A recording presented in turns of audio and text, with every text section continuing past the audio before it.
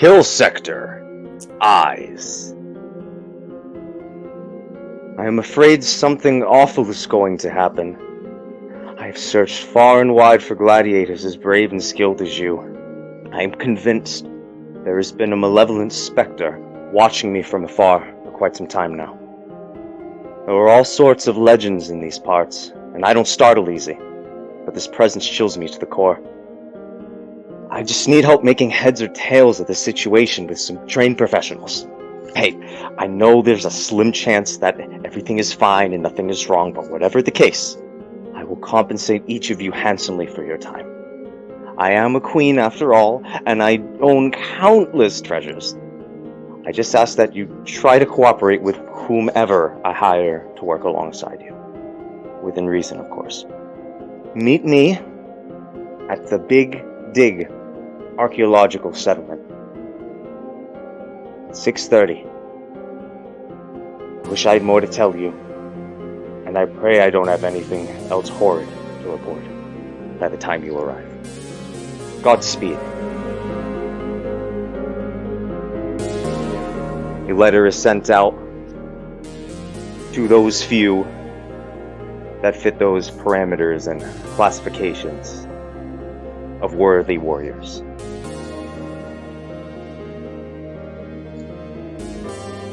With this being sent out, we can start things off at the Big Dig Settlement, unless anyone else has a different means of introduction before we bring in the setting. So I think we can cut right to the chase. Meeting in the Big Dig Settlement. As all of you come in one moment or another, not necessarily at the same time or the same transport, but all ending in the inevitable location. The sights that you see on the way are great and many. An aurora borealis that hangs overhead of the sunburnt land, which on closer observation is the many apparitions of colossal dinosaurs ballroom dancing in the cosmos. The merriment of these deceased behemoths of time long past grace your presence. Seemingly not aware of anything in the mortal plane, they have places to go and things to do. Aside from that sight, you see many fossils engraved along the sides of canyons and ravines. Think of some other sites that are along the way here, but seemingly that you are arriving in the afternoon, sun's still in the sky, but the aurora hangs overhead. A sunburnt land of sand, and not many creatures can be seen. You can see the small scampering of these little chicken-type creatures and small-beaked lizards, but nothing really beyond that. Things that may be considered vermin or pets. Nothing seemingly that of, nothing to be afraid of. And we will begin within the hall of Queen Ethereum. We will have the party all sat around, brought from various backgrounds. If you do not wish to be present at the table, let me know now, so we can figure who is currently sitting and who is not. In case anyone wishes to make an entrance of sorts. I'm at the table. You're at I'm the at table? the table also. We are not. Alright. Sitting at the table, which is a large mound of aquatic fossils, oversized ammonite shells spun sidewards, forming a large table. The inside of this cavern looks to be that of an old throne room, probably owned by some supervillain or something, completely hollowed out now into something unrecognizable, a husk of what it formerly was. Queen Ethereum at the other side of her elaborate table, with much grandiose, dressed what you could see in the exaggerated dramatic spectacle of the Greco-Roman times. your olive branch kind of imagery. A crown sits atop her head, a pixelated gray crown, made of a very confusing looking substance. It almost looks as though you're looking at a computer graphic object, rather than that of something from a plane that you're used to. Excellent. It is great to have you two here. I'm a little startled, and there should be more on their way. But first, why don't we get to some introductions? I would love to hear from the two of you before you hear about my tale. So, you, over there, you look serpentine and familiar. What's your story? Pointing over to Medusa. I am ready to figure out what's going on and help you. You're looking for great gladiators, and I am looking to destroy your enemies. Excellent. How wonderful, wonderful, wonderful. Puts me a little at ease here. Having some support. Where are you from? It's very, very curious. I guess I came from a pit of snakes. I was beheaded, and luckily my head was thrown into a magical dark pit of snakes. They granted me their magic, and I grew a snake body, and they turned into a magical stone to help protect me. Well. Well, preach. That sounds very familiar myself. Well, you see, I'm a clone, and I was raised in a bathtub! Oh, in a bathtub! Yeah, it's a strange youth years. I spent some time in a mech. I did that for a while, and got involved with a strange online crowd. Then I became a queen, and everything became much better. But great minds think alike. Your quality. You're a keeper. But let's face our attention to this one over here. Looking over to River. River is this tiny 5'0" wavy, shoulder length, dirty blonde brown hair. She's got a flowy white dress on, actually over her armor. And she says, "Well, I'm in my travels just trying to learn more of what Mother Universe has to offer us. By the way, is there any vegan fare at your table?" Vegan fare. I have some tea, I have some vegan pastries, I have some of those kind of treats and delicacies. All my own, just little things, just cooking for myself here. That's why I'm a little disturbed when I felt eyes on me.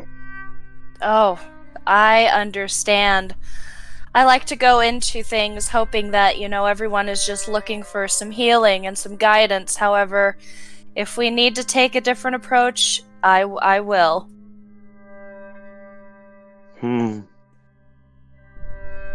Agreed. Alright. Well, hopefully we should be hearing from the others shortly. In the meantime, feel free to browse around, check out the library for information, have a drink, kick up your feet. It's just me here, and I'd like for us to be on the lookout, because I know there's something else. At about this time, outside of the cavern, or hall, there's the sound of a heavy shuttle landing very close to the entrance. The shuttle is louder than it should be. A few moments later, entering the hall is a large man the size of a bear.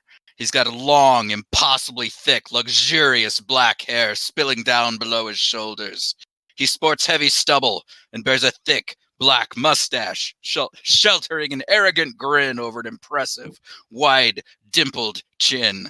He's clad in heavy gray armor bearing runes, elaborate engravings, golden inlays, and numerous hanging charms, notably the icon of a ghost entrapped inside of a red circle.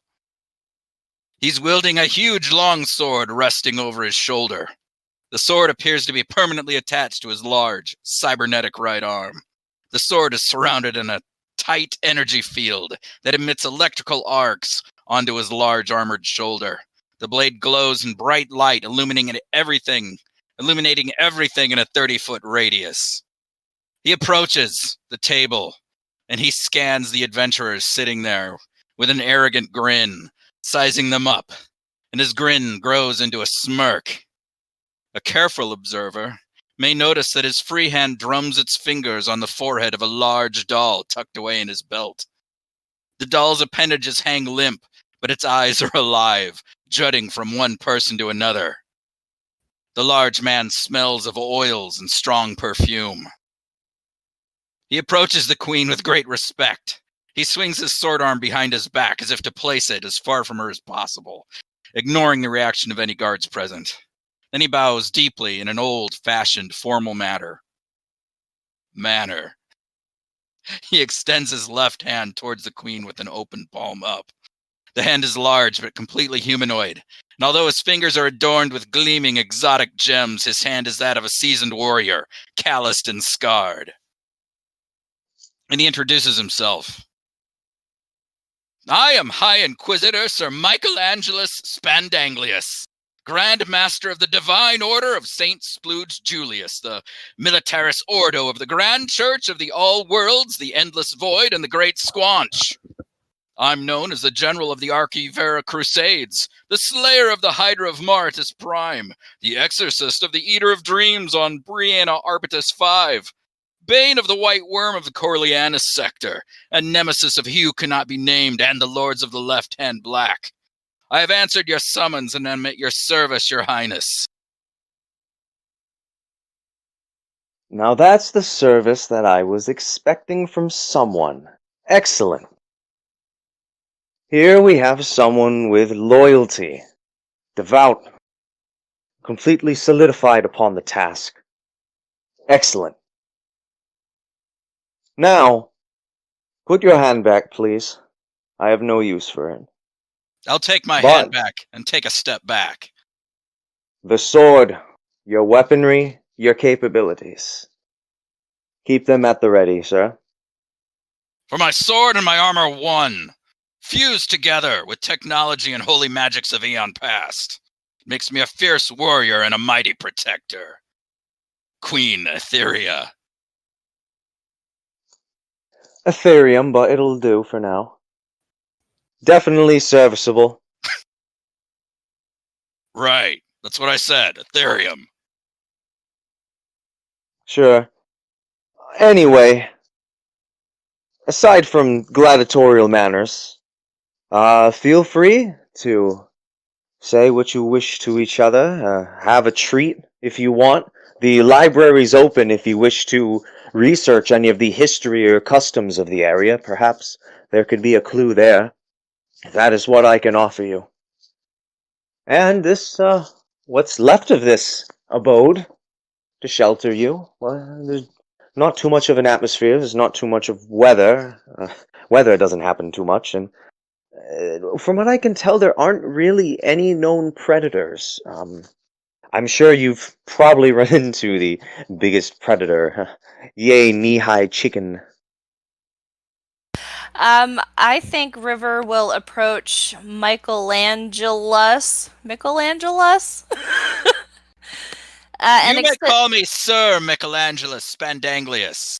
Sir Michelangelus Spandanglius, it's a pleasure to meet you. That was quite the entrance. Charmed, I am sure.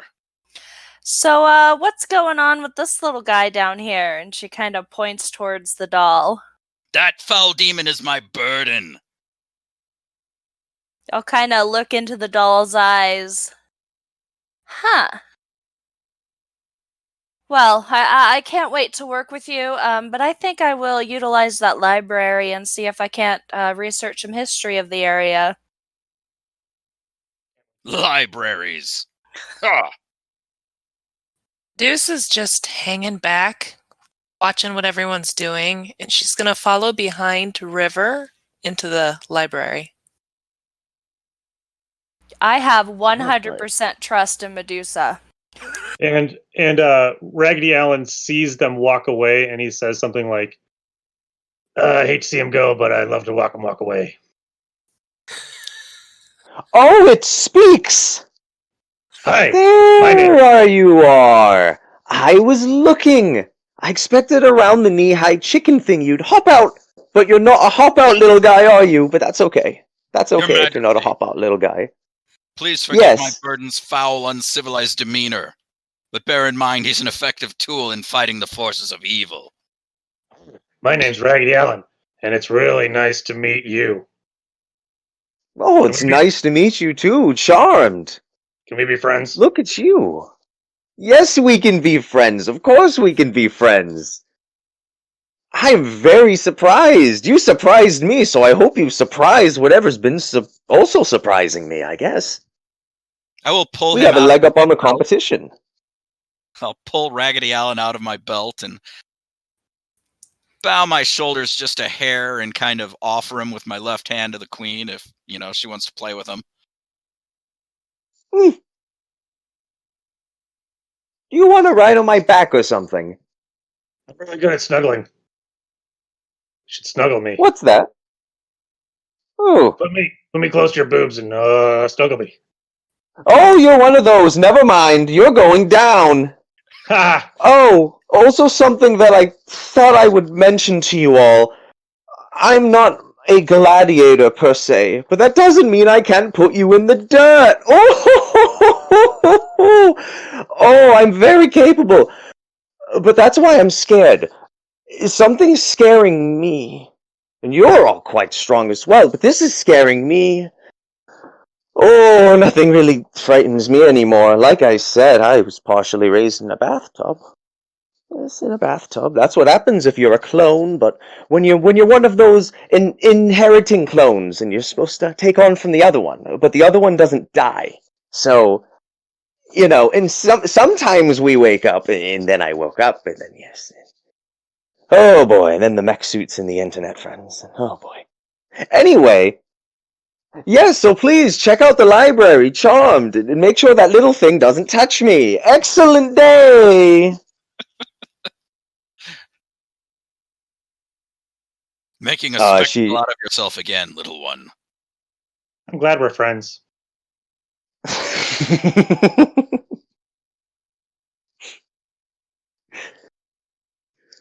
All right. So, I guess we will transition to the library now.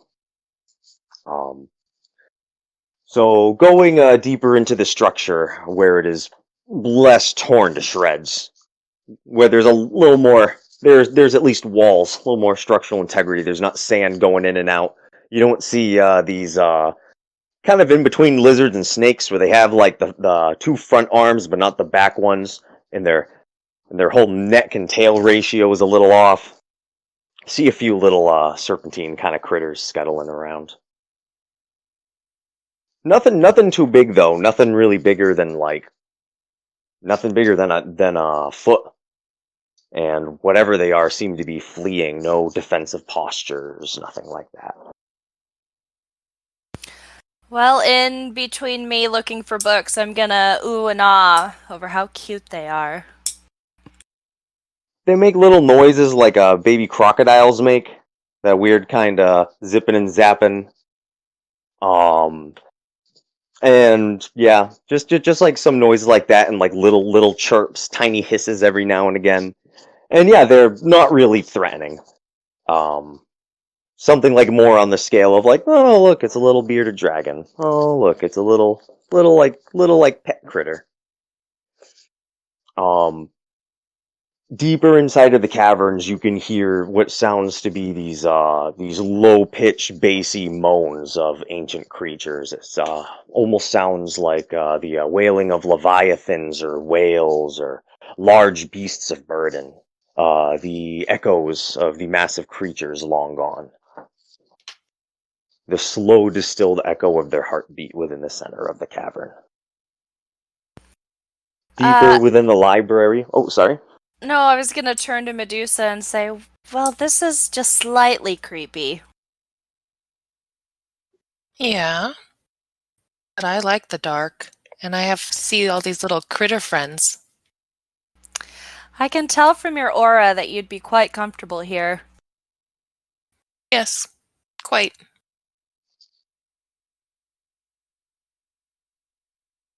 Massive set of doors, covered in cobwebs, few little critters hanging in the corners. Rather than it being a little spider in the corner of the web, it's kind of like a little, kind of in between like a spider and a turtle, making a web. It's somewhat small. It takes a little bit of a second glance. It's a little kind of armored critter weaving a web, eating these like little tiny dudes. And once again, not necessarily threatening. There's like a tiny bit of an ecosystem, but it doesn't seem to extend to any kind of crazy level at this point. But there is a big old set of doors, covered in cobwebs. Looks like it hasn't really been used in a long time. River will go through. I really don't have any reason to not trust anyone yet, so I'm just gonna walk right on in. Alright. With a bit of a push on the door, swings on open, filled with dust, a little bit dark. There's a whole lot of books in varying conditions in different areas. Fairly well kept, reasonably organized, aside from the random damage in some of the walls. It looks like in general this location has seen a whole lot of struggle through different periods of time. Do any of the books stand out? Well, if I will say, if I get some perception checks, and if you try to look for something specific, then we can try to figure it out that way.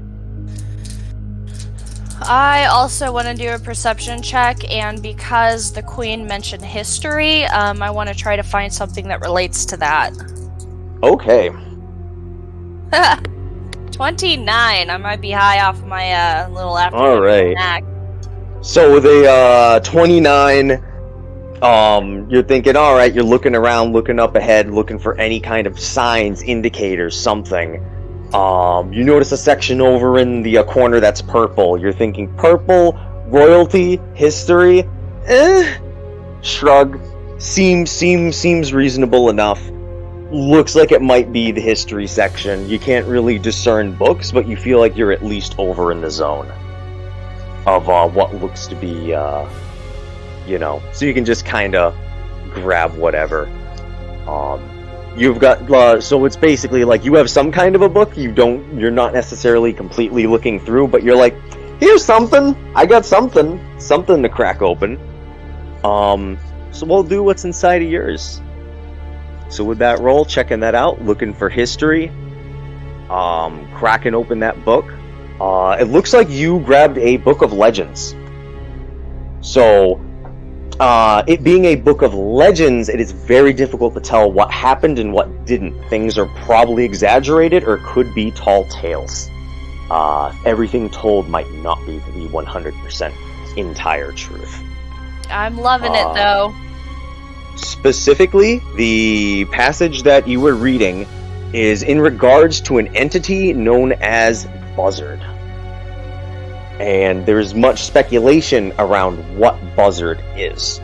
The sightings describe a large buzzard, pterodactyl-esque entity that prowls around the nighttime, some kind of embodiment of death. It is said to show up when someone's been resurrected one too many times or has committed an atrocity against nature.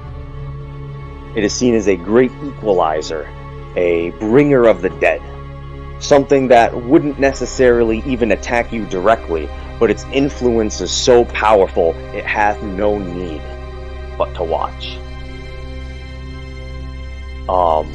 You see a few artist renderings, and it is described just as that. Artist renderings, no photographs. Blurry, very blurry, kind of dark figure. You can make out that it's seems to be like a petrified or mummified pterodactyl buzzard-esque thing, with some humanoid traits being kind of upright. Looks like it might have been something. That's about all you can gather, and it sounds like a bit of a mixture of tall tales and the whatnot. So, but that's what you got. Who else would like to try to check out the library or do something different? I want to see if I can find any books about Queen Ethereum's past. Okay, give me a roll. This will be a perception roll. 13. All right. So looking around, browsing, you can't seem to find an exact area, but you manage to find something that might help to find things after the fact. So there's a big old thing, and it seems that if you study it enough, you might be able to figure out what is in what section. But you don't really have any additional information besides that. So you have a good start on something where you can do another roll to basically try to navigate this. It's almost like a stand-up map, if you will. Almost like something you would see like in a large store or a mall. Like a directory? Yeah. Can I try to distinguish where I would find this book on the directory? Yes. Do I do another roll? Yep. So I got a 10 and a 0. What does that mean? A 10 and a 0. That is a 10. Okay, 10.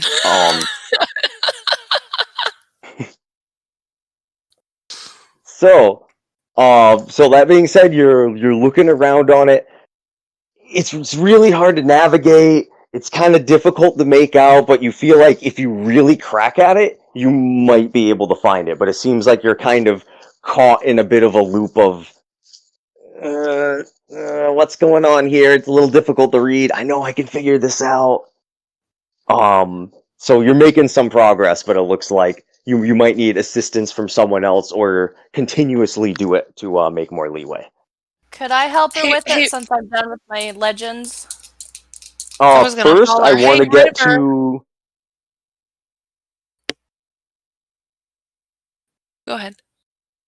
Oh, so what I want to jump on first, I just want to jump with the other two players here, and I want to see what they grab, and then if any of you want to go, oh, I found this, I found that, then you can just go crazy. So, do either of the remaining party look for anything in the library, do something different? What kind of a thing would you like to engage in next, regarding the situation? Area in between two other players. I'll drop the. Wait, put your mic down. Thanks. So I'm going to stroll up to the area in between the two other players and take the incredibly heavy doll out from my belt and drop him on the floor in front of a bottom shelf of a bookcase. Mm-hmm. I say, have you two found the cooking section yet?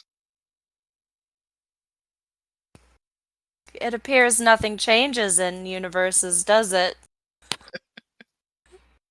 Have we I just met? give him a evil eye.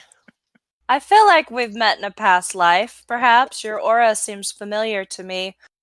I My can feel- aura is magnificent. Well, I could feel the pain coming off of it. Aye, it is a painful burden to be as great and mighty as one like me is. There it is. So, have either of you found the books on local demonology? I found a book on legends. The only thing that seemed to jump out to me was this buzzard. Kind of mummified pterodactyl or buzzard. Would you like to hear more? No, carrion do not interest me. Okay. I found a directory, but I can't read it. Do you want to take a look? No, but it is a shame that you never learned to read. It looks like it might be in another language, or maybe, I don't know. Let me take a look at it. I'll take it from her and flip through the pages clumsily with my giant fingers. All right. Give me a perception Hold it in check. my left hand and change the picture, change the pages with my thumb. Perception. I rolled a 94. Oh, take that, 10. You rolled a 94, and what were you trying to navigate specifically? I don't know. I was just trying to figure out what the book was so I could tell her what it is. Okay, so looking through, you're able to tell that this is a directory. If you look through it properly, you can try to figure out what is where, and you can tell, oh, history area, buzzard book, purple, over there. They're color coordinated. There seems to be like 5 core areas. So you were able to know that information. There's 5 main areas. They all have different kinds of information. This is a directory. And you are also able to help through seeing the start that Medusa had on the research. You are able to deduce the location of some information on Queen Ethereum. And it looks to be a special kind of, not hidden section, but it's in a weird corner unmarked. But you were able to discern that with your 94 total. I'll try to point out the literary composition to maybe kind of help the snake-headed woman understand the book a little better. Oh, all right. Sir Michelangelus Bangalius. Spandanglius! Show me where the book is, please. Which book? Section where the book about Queen Ethereum. Ah, yes! Over there in that weird, not quite secret section. Thank you. As I walk by, I pick up Raggedy Allen and set him up nicely on the shelf. And then I go to that section. Thanks, Toots.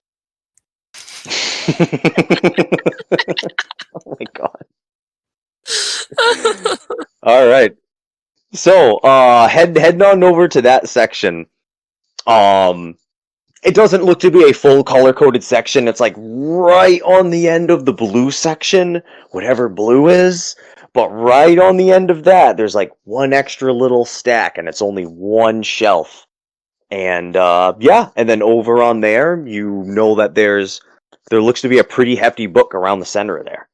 And in grabbing that and flipping through, you think you have her diary, at least from one point in life. Hey, If you want to look through it, you can give me a roll, and if anyone that hasn't taken any kind of rolls yet can do an assist roll on this if they wish. Medusa, find out if this queen's loaded. Okay. Since you pointed it out.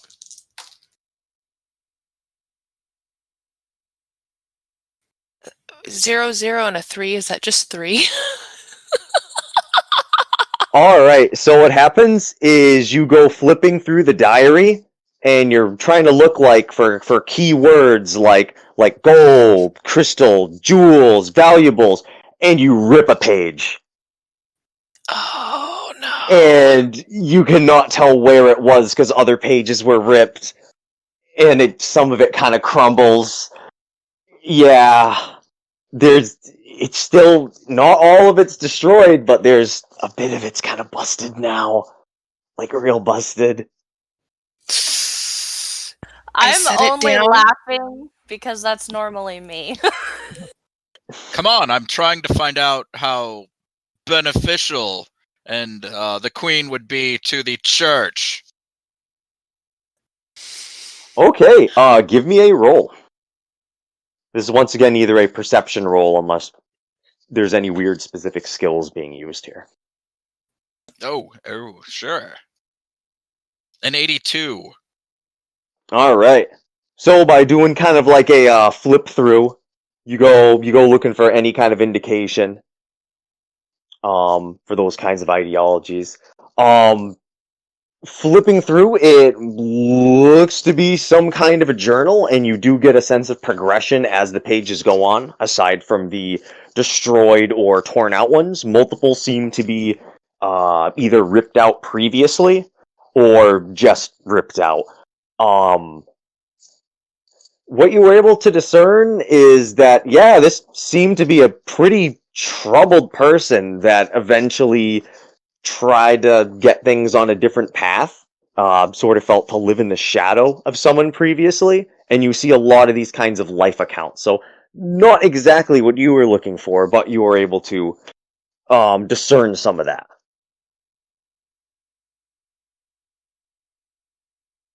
Well, I still don't know what kind of gift I'll require of her after my services are rendered.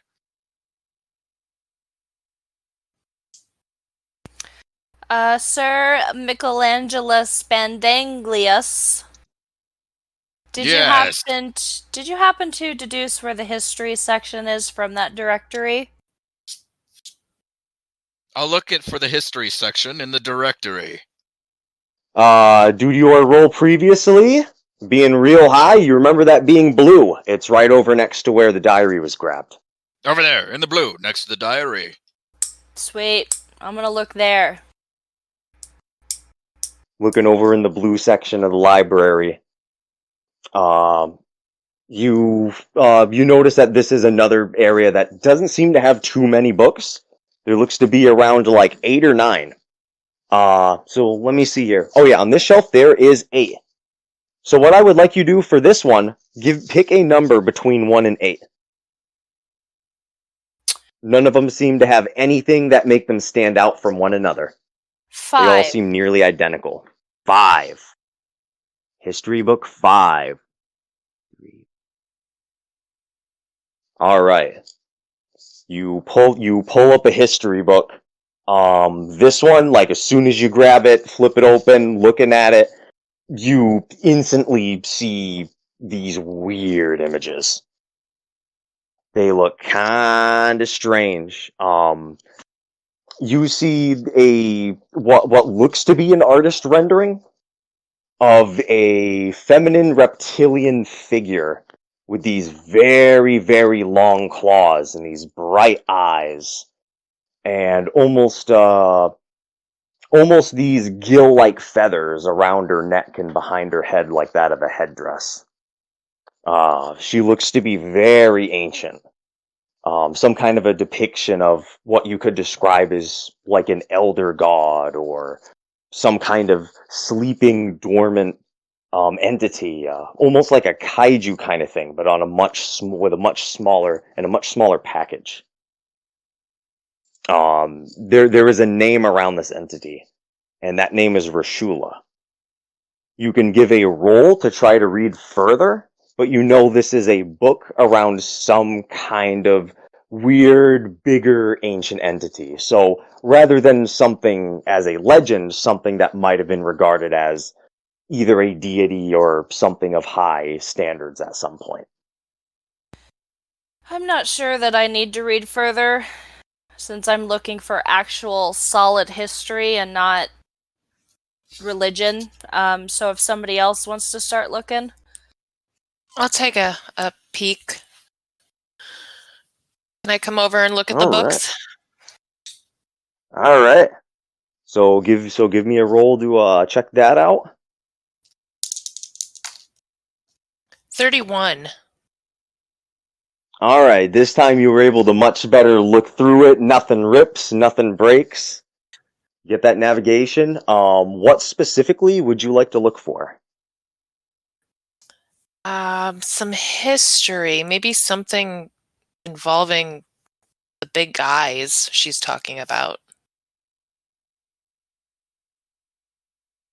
Okay, The so eyes watching. something around eyes. Something Yeah. historical around eyes for 30 something. Okay, so flipping through, you're looking for the word eyes, trying to see if it shows up anywhere on the index. You're trying to see if there's images of eyes. Anything along those lines. What you are able to see is you're able to see some things around mythos or some things describing eyeballed creatures from different parts of the universe. Not anywhere really localized, but you do see images showing up very similar to what was in the Rashula book. You're seeing these kind of flashing like headlight eyes on these depictions of the Rashula entity. Okay. It's something that is described within the initial book very legendary. In this one, it is being described as being a deceased being, something that was stopped in a great conflict. There was a warrior by the name of Zedge, a man imprisoned by the kobolds, a slave for life, until he had nearly wiped out the entire race single-handedly. Him with his mighty pickaxe at hand stepped forth to battle. Him along an elite squad of great and powerful warriors from long ago stepped forth to stand against her forces. However, through the conflict of events, it was thought that Rashula was vanquished. However, the great warrior Zedge was destroyed. Many of his party mates also taken out. Those that have helped train him and his party also completely cast to the wayside, at least the majority. So with much of these legends, a lot of these figures seem to be deceased. A lot of these great beasts seem to be dead. A lot of these threatening entities seem to be no more. Hey, That River. seems to be the general theme. Yes, Did you know? Medusa? Did you notice anything weird about the queen's crown? Did it seem out of place to you? It seemed very out of place. I just assumed, though, that because she was a queen, she'd be rich and could get what she wanted. But I have a couple more questions, I think, for her after all this research we've done. All right, so you're all gonna report back to the queen? I'm ready to, if everyone else is. Sure. I want to look for one other thing. I do want to look for a book on local, either ghost legends or local religious books talking about ghosts or demons, whether they're religious or Okay. fiction. So something in a mystical domain that's negative. Dark Yeah. magic. Yes. Give me a roll to look for a book on something regarding black magic. I got a 67. Mm-hmm. You get a 67, and in addition to your previous navigation and figuring out the color coding, in your dominant correcting nature, you end up figuring out, hey, the onyx section over here looks to contain some weird books. The books look to be placed very, very high, abnormally high, almost as if to add that little extra layer of difficulty to reach them. Luckily, I'm huge, large. Luckily, I'm large. You stamp up there, boom, boom, boom, reach over to that shelf like it's nothing, and if you want, you can grab the tippity-toppiest most book, which I feel like you will. Sounds perfect. You grab... I'm going to grab the book off the toppiest shelf, and with the tip of my sword, I'm going to poke it. I'm going to reach through and poke it around Raggedy Allen's little suspender and bring Raggedy Allen over and use him as like a dust cloth to wipe off the dust of the dirt and the dust of the book. That's a chick's job, dude. Right. Fling open a book on the toppiest shelf. This book seems to be a book partially written by a man that was known as Cragaleo. Looks to be a tyrannosaur folk with a feathered headdress of sorts coming out of the back of his head. He was a scientist. He was a person that worshipped, he viewed as the great old ones, the massive dinosaurs and great beasts of burden of old. The original way, and these almost worshipped to the level of gods. He was a bit delusional. He himself wanted to become one of these great beasts. Some of these efforts involved grave robbing his own people, robbing the sacred bones of the gravesite in order to amass a suit of radioactive fossils, two-tailed, dome-headed, completely vacuum-sealed shut. But of course, the great warrior's edge, in one of his first triumphs, with his great pick, caught it in its opening once he was weakened. And fortunately, before he drank a strange vial, which poured out of his neck hole. For some reason, his life was spared, and after the fact, he would cause great many trouble around the area. And you can gather that Cragaleo was the base responsibility and the core reason why there seems to be no life here anymore. A great event happened. He made a great serum. He became a great beast. He became a great one. And it looks as though not far from here, there is a site where Cragaleo still lie, frozen in crystal, death-posed, glare in his eye, jaw agape. And you see an actual image of the lower portion of the body. Looks to be what you would describe as a mass of tentacles, but rather than tentacles, it is dinosaur tails. The upper portion of the body is much more humanoid. A long, muscular arms, clawed and toothed, with a tyrannosaur folk as he was before. But rather than being normal-sized, he is greater than the size of even the greatest of dinosaurs. And about 2.5 miles of here, still frozen in crystal. Frozen by a great warrior by the name of Billybub. One of the 3 protective earthbenders that were guardians of the planet. Frozen in crystal. That's what you were able to gather. Very, very interesting. Did you get any of that, Raggedy Allen? I remember everything.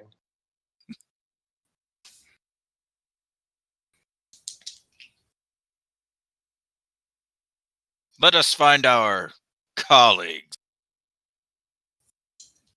All right. So, after taking that brief trip to the library, I'm going to head on down and meet Queen Ethereum.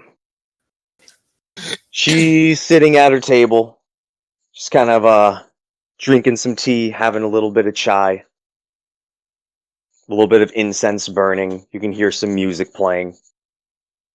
After you walk... Oh! There you are! How is everyone doing? Did you learn anything? Did anything help? I don't go there every so often. I know most of what's in there. I wish not to revisit it.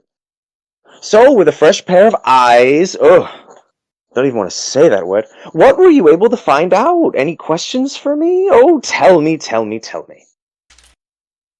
Queen, if I may, Yes, you may. you've mentioned something about being a clone. Would you happen to know what iteration, what number clone you are of this person?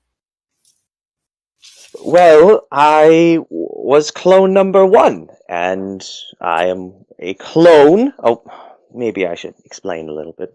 I am a clone of well, now I would consider a darling woman. I just haven't interacted much. Things are kind of weird. She was by the name of Eel Brule. And Eel, her father wasn't the best at names. A wonderful name for a girl, Eel. Anyway, I am a clone of her. Long story short, she ended up fighting for these people from Zaya. Zaya seceded from another group. There was a terrorist organization. It was it was a mess. Anyway, they were masters of cloning technology, and upon Eel helping them with a gladiatorial mission, you know how it is, got to make a living, she was gifted with a clone, and this wasn't like she agreed or consented to the clone to be created. No, they just made it. And they said, oh, be careful, sometimes their eyes open, and they just wake up. Eyes. They wake up and they do their thing. And I was one of those. I ended up waking up. They kept me in a bathtub. I was in the bathroom for a very short time, and then I woke up. And as you imagined, I was a little messed up from that. And, that's where I got involved with some weird crowds and the mech suit and all that. I say mech suit, but it was a lot bigger. It was like those big ones. Those really big ones you see like mostly bad people use. I think I was a bad person, but I'd like to think I'm a better person now. Does that answer your question, sweetheart? Or did I just ramble? I'm in circles. No, that's perfectly fine. The one question I do have is how much cloning is happening? I have a reason for asking. Oh, they stopped. I'm the only one. She felt a responsibility to take care of me since I was created. I mean, they kept me in the bathtub, but it was the best they could offer me, so I took it. Well, the first book I found was on a legend of this large buzzard or pterodactyl type thing that only shows up when someone has been resurrected one too many times, or if someone does something against nature. And I guess when I read that, I thought of your cloning, but it seems like perhaps that's not the case. Huh. I didn't really think about that one. That's actually quite a possible lead. I didn't even think of that. Well, with Buzzard, it's an old legend. It was a bit before my time, but it was before my time, but we never saw it. And then after the fact, it shows up. So, ancient entity? Excuse me? You said it showed up? Well, I don't... It's a legend, but it's not a very old one. Okay. I don't think it's been around forever. I think there's been agents of death. Have existed for centuries, millions, billions of years, eternity. I think it's an embodiment of something that has existed forever and will exist for all eternity. But I think it was a full person or a thing before. I don't think it's necessarily an eldritch god or a strange titan. It does have eyes. At least that lines up. I will say you have a good first suspect. Kudos for that. Let's all have tea. River will kind of curtsy to the queen and then look at Medusa. Like, don't you have questions? Queen Ethereum. Yes. I noticed your uniquely beautiful crown. Do you have any stories about it? Oh, it's lovely, this one. So, I used to pilot a mech, And I was involved with a weird crowd, and over this time, I was involved on this desert planet. It was full of a bunch of other mech users, not really too much resource. It was one of those dealies. Wasn't a gladiatorial sense. This was a different kind of rough and barren world. Anyway, I met alongside many others, and during this point I met a woman that was far more evil than I was at the time. And she was ready to double-cross the team. We fought this great and powerful force and tried to steal the Ethereum engine. A great and powerful thing which God knows what it could do. Well, anyway, long story short, there was a dead man switch going to be pulled, an ultimatum, people were at gunpoint, everything was real tense. But, through the thick of it all and through everything that I had, me and one other person were able to survive. And through this massive explosion, dead man switch, like I said, we had no choice. I was trying to go for her. Boom! Anyway, what was left was very little of my mech, just simply the dome-headed area, and I hid out in there from the nuclear fallout with one other ally, and the guy kept hitting on me the whole time. It was really annoying. Anyway. Was his name Sedge? No, his name wasn't Sedge. Sedge was... I never met him, but I've heard a lot of good things. He was a good man. What was his name, if you don't mind me asking? Whose name? Are we talking Sedge or someone else? Oh, the one who was hitting on you. The one who was hitting on me, I can't remember the name. Some things aren't worth remembering. It was another mech pilot. He had a nice one, too. It was this brilliant, pink, shimmering thing. Great mech. It wasn't like he came on strong or anything, either. This wasn't my type, wasn't the thing. He learned the lesson, moved on. We had ramen the rest of the time, but I've upgraded to tea. It's much better. It's much better than ramen. Was he a tyrannosaur by any chance? Was he a tyrannosaur? No. See, that's the strange thing with history in space. Everything is all over the place. I can tell you've been reading some books. Tyrannosaur. Oh, him, Cragoleo. Oh, boy. Yeah, he's about, 2 miles from here. How about we pay a visit? Does that sound interesting? Who wants to see a big dinosaur frozen in crystal? River will jump up and down. Me, hand in the air, me! I'm interested. Okay. Let's go see the big dinosaur, then. We'll travel by foot. It isn't far. About 2 miles. Nothing major. The sand slips, too.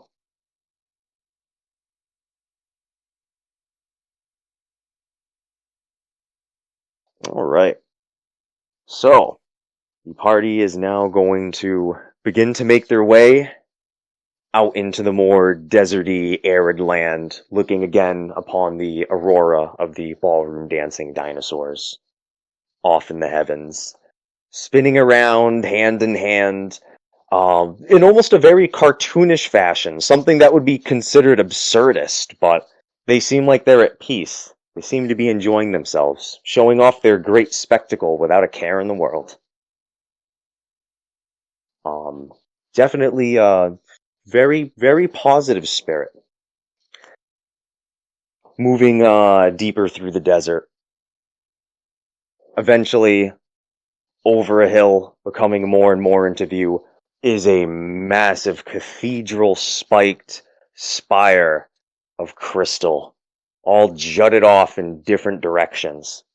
And as you get closer, you can see the colossal figure encased in crystal, giving off a complete death pose and everything, hand clenched in the air, fingers completely aflare in the other, eyes still staring.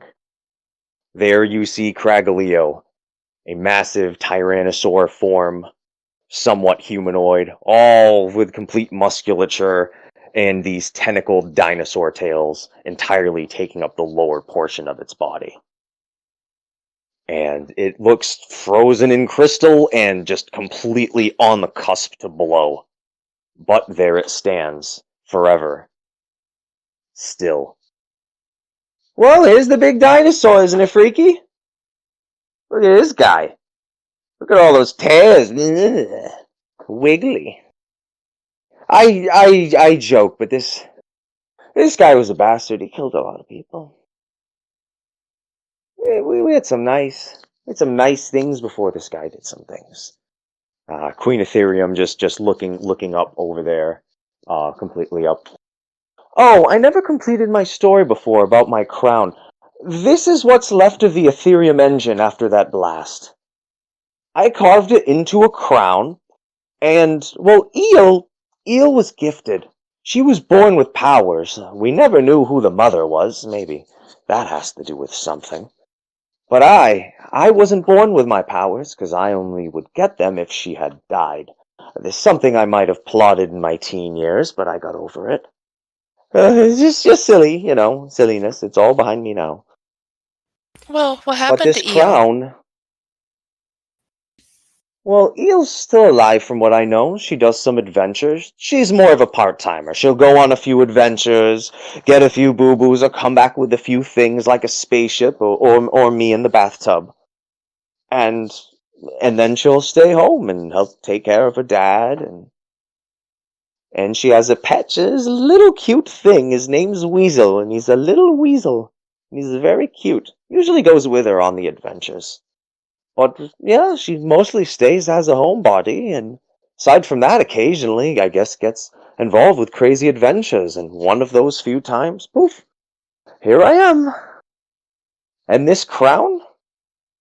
It helped awaken something in me. Not her powers, but my own. I've been able to carve out my own abilities, my own ability to defend myself, my own identity, through the awakened power that the crown has given me. I don't think this is a madness-sadness crown. I just think it's a gladness crown. I can take it off. The powers are still there. I just think it looks fancy on my head now. Look at that. It's like a garnish. It's like a cherry. Oh, anyway, back to this big bastard in the crystal. Yeah, a guy named Billy Bob froze him good. I think he used to be a person, but now he's just reduced to like a skeleton covered in crystal. It's like 9 feet tall. He's all spiky.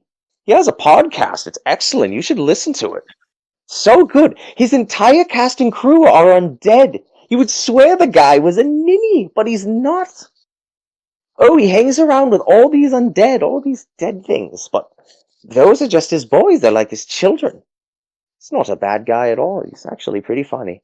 You're referring to Very. Billy Bob? Billy Bob, yes. Billy Bob. He's a man of crystal. I He's thought a you were cool talking guy. about Cragaleo for a minute. Oh, Cragaleo's the guy frozen in there. Billy Bob's the guy who put the crystal around him.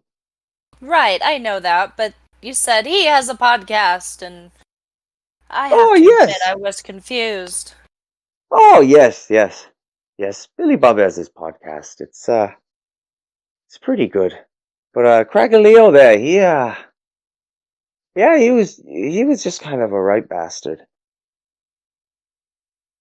Can we You just speak to Billy Bob? Is he nearby? You know, I think he's not doing much today. Give me 1 second here. See her kind of fiddle with something in her pocket for a second. It looks like an equivalent of a sci-fi flip phone. So not the most complicated gear, but something more down to earth that like she'd be like, all right, cool. Gives it a bit. Rings like two or three times. Yes, put on Billy, please. Put on. Oh, this is like one of the bone claws or something. They're horrible. They just go oh for like 5 minutes. Oh, there we go. Yes, Billy, how are things, darling? Hang on, let me put you on speaker. 1 moment. Yes, hello? Billy Bob here. Who's, Oh, we've got people here. Why, hello. Yes, does someone have a question for me? What's going on? Yes, we've got people. We're trying to solve a whole thing. I'll let them speak. Who's got a question for Billy Bob? I just thought maybe he could shine some light on Kragaleo here and how it may have impacted the land and you. Oh, Cragaleo. Oh, that was a whole thing. So, like, a really long time ago, me and this guy Zedge, we went to go deal with this dude. He wanted to become like a big dinosaur. We were trying to figure out what the deal with that is. Whew, stuff got nutty. Teamed up with some forces. I had to jump in there. I brought on this crew. I've been trying to coach these guys along, like, come on, let me help you out. But trying to help them get strong in all these adventures, and I don't know, I've still dealt with some guilt after Zedge's death. Got completely mowed down. But anyway, I made sure to freeze that guy in Crystal right good. He should be in there, I don't know, forever. Technically, with the way that this thing works, is over the next, 2 years, he'll eventually disintegrate. But the problem is I had to do that before stuff got worse. He was about to drink something, and I think it was going to do something else. So as much as this seems like, oh, let's freeze him in the thing, and no, he's going to be dead in like 2 years. It's a slow burn, but it's much safer than doing it the other way. I don't want to turn the place into a crater. You can see the damage. They were teaming up. It was like him and like 2 other guys. I can barely remember them. One of them looked like a bunch of dead leaves with a skull for a face. I don't even know what he was. Not even sure. So much of this stuff is like a blur after a while, You stop a bunch of supervillains, you save some worlds, you flip other things around, But I remember this guy, this Cragaleo fella. But no concerns. There's no way for him to get out. He's in the crystal. I know it's very intimidating. You can see Kragaleo's mouth completely agape, looking as though he can lunge from the crystal at any moment. But it's no problem. I'm not concerned about Kragaleo as much as I am about these 2 other mystery dudes that you don't remember that escaped. Oh, mystery dudes. Which ones are we talking here? Well, you mentioned one is a bunch of leaves with a skeleton face. I want to say his name was Struggle, and he shows up in times of strife. And I just think I blasted a bunch of crystal into his face and he died. Well, the problem was, oh boy. So Zedge and the rest of the guys went to go deal with Crag over here. And then this weird leafy boy comes out, and then I have to fight him. By the time I come to jump in the situation, Zedge got trampled by every single one of those tailed tentacles into pulp. He had suffered a similar death before, and I can't bring someone back from death twice. I can only do it once. I already did it once for him. How many people have you brought back from the dead? Not many. I actually hang around a bunch of them. He kind of pans his video aspect around a little more, and you can see a bunch of undead in the background. I didn't bring these guys back. I mean, they're sort of the way they were. Most of them were like kept by other supervillains, and these like undead and captors and wizards, and some.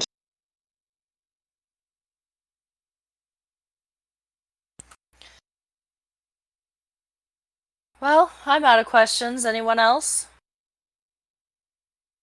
Did we lose Tyson? And I've been on mute. However, I can't hear Tyson either. I don't know if I'm getting somewhere or if I'm just grasped on a bunch of shit that doesn't matter. But I'm trying. I think it matters. Alright, what point did I drop out? Billy was telling us that the undead he hangs out with, he didn't bring back. He's only brought a couple people back, and then I offered the floor to anyone else that has questions. I have a question, foul necromancer. No, necromancer. I didn't raise any of these dead. I just raised them in the other way. But go on. Tales tell that you found a weakness in Kragaleo, and you smote him with a pike? Maybe a pick? Where was his weakness? Well, thing with Cragaleo, during the first confrontation, he encased himself in fossil and bone. That was the first time he confronted Zedge. With him and the rest of his buddies, they got absolutely almost murked and knocked around. They were sent on a similar mission in this very location, on this very ground, and I sent them down. And once again, I feel like I almost sent people to their death. In that situation, it was his armor separated a little, and with the power of his pick, hitting perfectly, beautifully. He's got a real good swing. I mean, you should have seen the guy. It was great. Everyone kept trying to hold that dude down, but he wouldn't have it. He wouldn't have it. He could have stepped away from that final confrontation. But that second time around, it was a bit much. It was too much for the pick. It was too much for even his, he got a nice weapon after the fact. Oh, wait, you guys haven't seen the thing? Hey, Queenie, you didn't show him. Well, what do you know? Are there any other questions?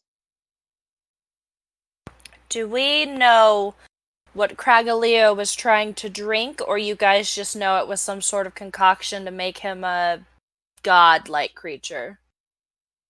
I've got that one. The drink that he tries to drink is the one that turns him into this massive, multi-tailed beast, making his size drastically much more than it could possibly be. And that seems to be what it was, the source of this potion. But we do not know the composition of the second potion.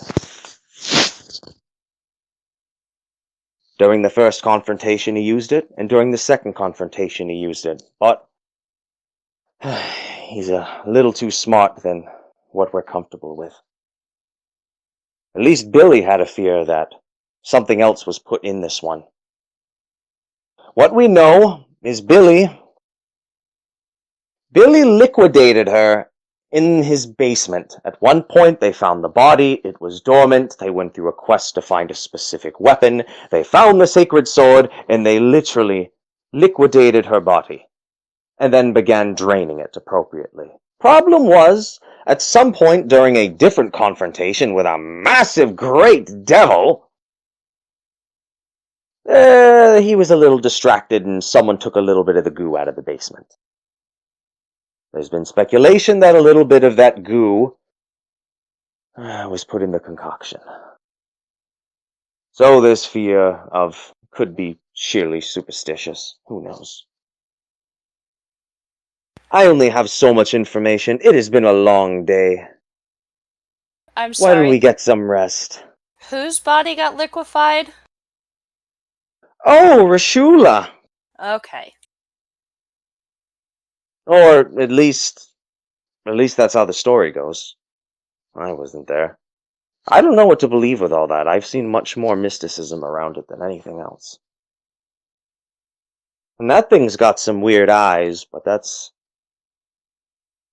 not what I saw.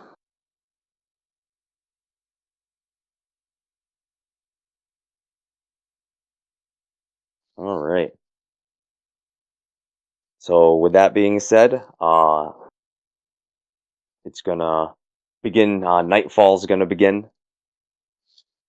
The aurora's gonna settle down. Much more slower paced. Tempo's gonna begin to lower. Night begins to engulf the landscape. The moon's gonna bear brightly overhead with a faint blue tint, covering the landscape, giving it almost a weird greenish hue between the color of the landscape, mixing it with the moon. The night air is going to hang thick, and there will be the sounds of... it's almost going to sound like frogs at the start of spring. You're going to hear sounds of small amphibians and reptiles kind of chipping off in the background, making little noises. And then further behind that, you can almost feel the reverberation of stomping dinosaurs long gone. Every now and again, you can almost feel like a stomp, almost like a small localized quake. And this becomes more faint, as the night deepens. Well, it's beginning to get a bit late, and if I know I'm going to try to hit the hay.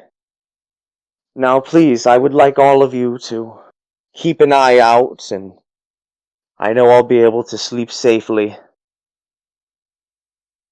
Oh boy. So, are any of you tired? Do any of you wish to nap?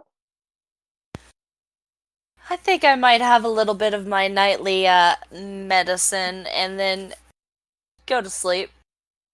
Oh, I get you, wink wink, okay. You can crash on the couch. If it, I know how it is. It's okay. The I'll be couch in is my my main chambers. second home. Oh, I know. I was a couch surfer. Oh, I gotta use the rest of my head. Queen Ethereum retreats into her chambers. The night air hangs thick, as said, and aside from the chirping, that is all you hear is the joyous noise of many small, tiny creatures are in the night.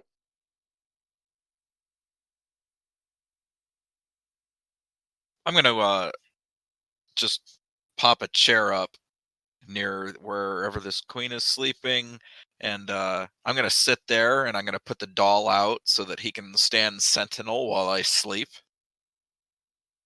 The doll. Okay. Alright. So we have it where Raggedy Allen and the High Inquisitor are going to be in Queen Ethereum's room, and River and Medusa are right outside of that. Sounds like what we have for the placement. So one's kind of guarding the big, kind of open, non-existent wall to the outside world. And we are good. Alright, so we'll start in the interior with the High Inquisitor and Raggedy Allen with the Queen. The Queen's gonna like cozy up, and she's gonna make sure oh, please make sure that little thing keeps its distance from me, please. Absolutely. I wish to be protected to the point where I'm willing to deal with it, but if that thing touches me, I'm going to fucking lose it. Okay? Okay. You heard Excellent. her, Raggedy Allen. I don't want any curious hands, you dirty birdie. You mind your business. I'm a proper woman and I won't have anything else. I need my beauty rest. Excuse me. She kind of furls up in her... It's a very frilly, overdone, almost princess-style bed. It looks like it's very much compensating for something, with the rest of the area just very arid and destroyed and etc. Does she wear her crown to bed? Yes. You notice that it is atop her head. And if there's any looks as she's doing it, she'll kind of look over and go, "Oh, this on my head.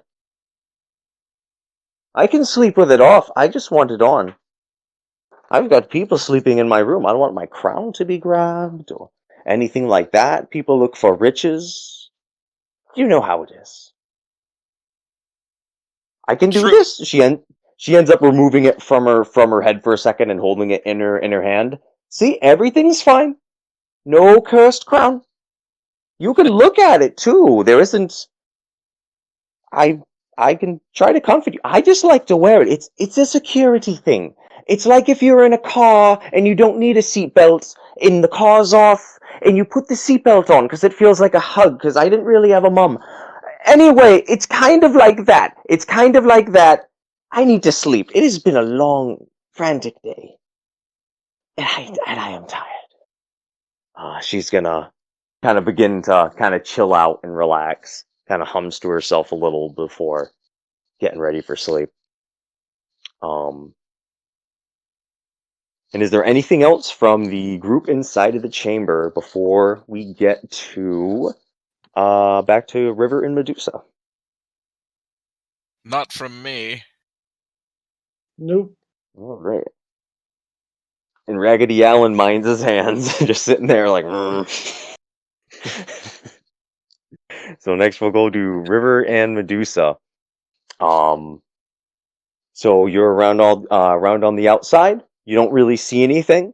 Either of you can make perceptions to try to look on out, or you can choose a different course of action to examine further out in the area.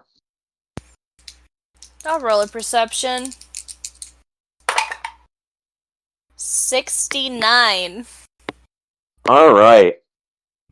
Rolling 69, looking around. You begin to pan the area. You notice that you don't see anything. You know, you manage to spot like a little like reptilian chicken kind of thing. Looks like he's a little bit slimy with some scales. Is that the Makes a knee-high little- chicken? Yep, looks about like a knee-high chicken. Looks like That's it's amphibious or something. I love it. It looks to be the biggest one you've seen. It's a little bit taller than a knee-high chicken, but it is of that kind of variety. It looks to be like your alien kind of amphibious chicken. It makes like a small little like makes like a little like quack to itself and just kind of waddles around like a penguin. I want to try to make that sound back to it. It turns around its head extremely fast, like one frame, and then just faces forward and makes an attempt to run. It doesn't look like it's a very good runner. It looks like it's probably a better swimmer. You see it give like a little bit of like a jog. And then after some time you hear a plop as you notice there's a small little divot of a crater in the distance, which looks like maybe it has some water in it. Hear a little ploop.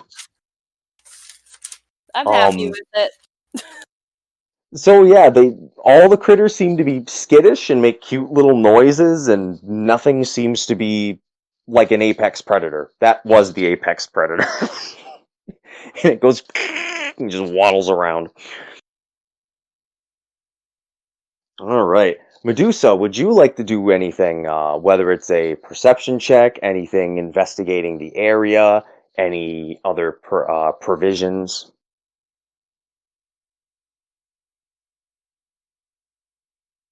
You're on mute.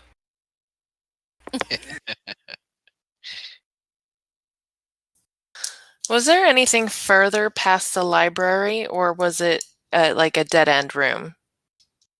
Further past the library, there's some more room space, but the main areas would be her bedroom itself, like a main living quarters, the library. There wasn't too much more to the structure than that.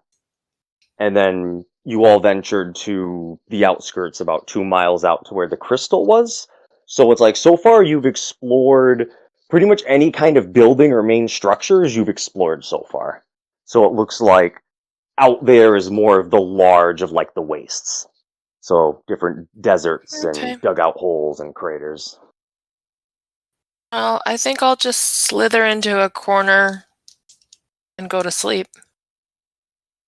Okay. Coil You know up what? in a corner. I will say, give me a stealth check in order to find a real nice snug corner. I think that would be appropriate. All right. 0 and 00. Ooh. Oh, you got an astral? Awesome. Oh. So That's 100, Nikki. Is what it? happens is you find yes. What happens is you found the absolute perfect corner to curl up in. You are entirely hidden, and in addition to that, you have cover. You found a hole inside of the side of like an obelisk. It was just like a big, solid foundation of what would seem to be the larger structure, and you notice this is sturdy. I can fit in here like a sleeping bag, and no one's gonna see me. And you're Meanwhile, up I'm in there still like a like- hermit crab. I'm like, Medusa, look at the knee-high chick in Medusa? You're up there like a hermit crab right now, just like all comfy, bunch of room, well hidden and with protection, with it being an astral. So yeah, it feels pretty snug. You're able to kind of poke your head out the hole when necessary. It's not the most durable thing, but you got a pretty nice thing. It would be you would almost have to build something like that. Cool. All right. Like it was made for me. And with the outside, that being said, looking around and checking things out and getting snug, everything seems to be all right from the outside. Nothing seems to jump out, and things are good there for now. So now we will jump to the interior with the High Inquisitor and Raggedy Allen. At this point, it looks as though Queen Ethereum is asleep. She was more so settling before. She now seems to be asleep. You don't notice any kind of crazy noise from outside. That is presumably fine. Is there anything, whether it's interactions you want to have with each other or anything you want to do? I'm actually just sleeping. I have full faith in Raggedy Allen to wake me up in case anything weird happens. Okay. All right. So you're gonna you notice that you find a really comfy chair. Some would call it a chair. You would look at that and go, I've slept in worse places after battles. And it looks nice. It's like a love seat chair kind of in between, and it looks real comfy. There's cushions everywhere. Sounds like it's almost the right size. It's real big. I'll turn the illumination off from my sword. All right. It's getting ready, kind of like kick your feet up, and it feels real comfy. Normally it'd be designed for a group of smaller people or one you. This also fits very snug as you kind of kick your feet back and begin enjoying yourself. This mission seems to be pretty good so far. I don't allow myself such luxuries very often. But this one time. All right, and Raggedy Allen. Don't bring back Angeles. I'll watch this twist. I'll watch her good. All right. So that being said, is there anything else Raggedy Allen is going to do before we continue? No, he's pretty much just stays there. He can't really move around a lot. He's just like, just watching. Okay. All right. I like to think of he's kind of like a Raggedy Andy doll mixed with a Teddy Ruxpin, so he has that little mouth that moves, but he can't really do anything with it. That will be in my nightmares tonight. And you're just sitting there watching, making sure everything's all right. Glassy-eyed stare. Just yeah, complete like. All right. So the dead of night continues. The sounds of distant dinosaur steps and roars can be heard, but these are disembodied. These are echoes of the past, but they can be heard as the night begins to deepen now. But more in an ambient, bassy way off in the background that kind of sets at ease. Almost like the sounds of waves crashing on a boat gently like in the night, wafting around. Everything outside seems to be really secure. Things inside as well. Everything's seemingly going all right. Nothing approaches from the distance. Within the chambers itself, everything gets calm. The High Inquisitor takes up luxury and begins to go into a soft sleep. If anything were to happen, he could activate his combat instincts and spur to his feet. But for now, it is time to rest. Queen Ethereum has rested her shoulders. They have completely gone down. The tension in her neck is alleviated. And she begins to drift off into much more stable of a rest. And Raggedy Allen stares on into the night to make sure there is stability. Everything will be fine. But then, suddenly, in the vicinity of the Queen, you can hear a terrible noise, a terrifying shriek. Massive, darkened tendrils, sharpened claws of some kind come spurting off in all different directions, seemingly from within the bed, under the bed, in the vicinity. Who knows? The Queen is under attack. The bed is completely torn into ribbons. The claws rake forward and she disappears beneath the castle. Michael Angelus! Michael, you gotta wake up. Michael, something happened. I'll wake up. You kick yourself up awake. You hear a bit of the collision. You hear your buddy waking you up. You just. What the hell? You were supposed to be watching guard. We should wake up the Sweet Pants outside. We should get both of them up. We're gonna need their help. Something happened. She's gone. I'll yell really loud. Alarm! Alarm! Alarm! I got kind of high before bed. Do I wake up? It takes a little bit, but after like the fourth or fifth like alarm, maybe about like a minute of it or so, you're able to like wake up and be like, oh, something's going on. Oh, I'm on the job. Oh, what's going on? All right, I will run and I'll shout for Medusa if I don't see her. I slide out of my hole and I follow River into the Queen Ethereum's bedroom. Okay. You get out of that hole, you know you would be able to use it later if needed. That won't be a one-time use thing. And you make your way out over into there. Alright. So, in the bedroom of Queen Ethereum, there is a big crater where the bed used to be. And a whole lot of damage, and there is just a hole that just goes down. What happens when you leave a man in charge? Michelangelis, what did you do to her? For it was not I. It was Raggedy Allen who was on watch. What did you do to her, Alan? Something came up, took her. She's gone. I saw you eyeballing her earlier, but I want to believe you, so I will. I was eyeballing you too, but I didn't do anything. You keep me around for the good stuff. I made a cotton and canvas. That's the fabric of our lives. There's nothing hard about this body.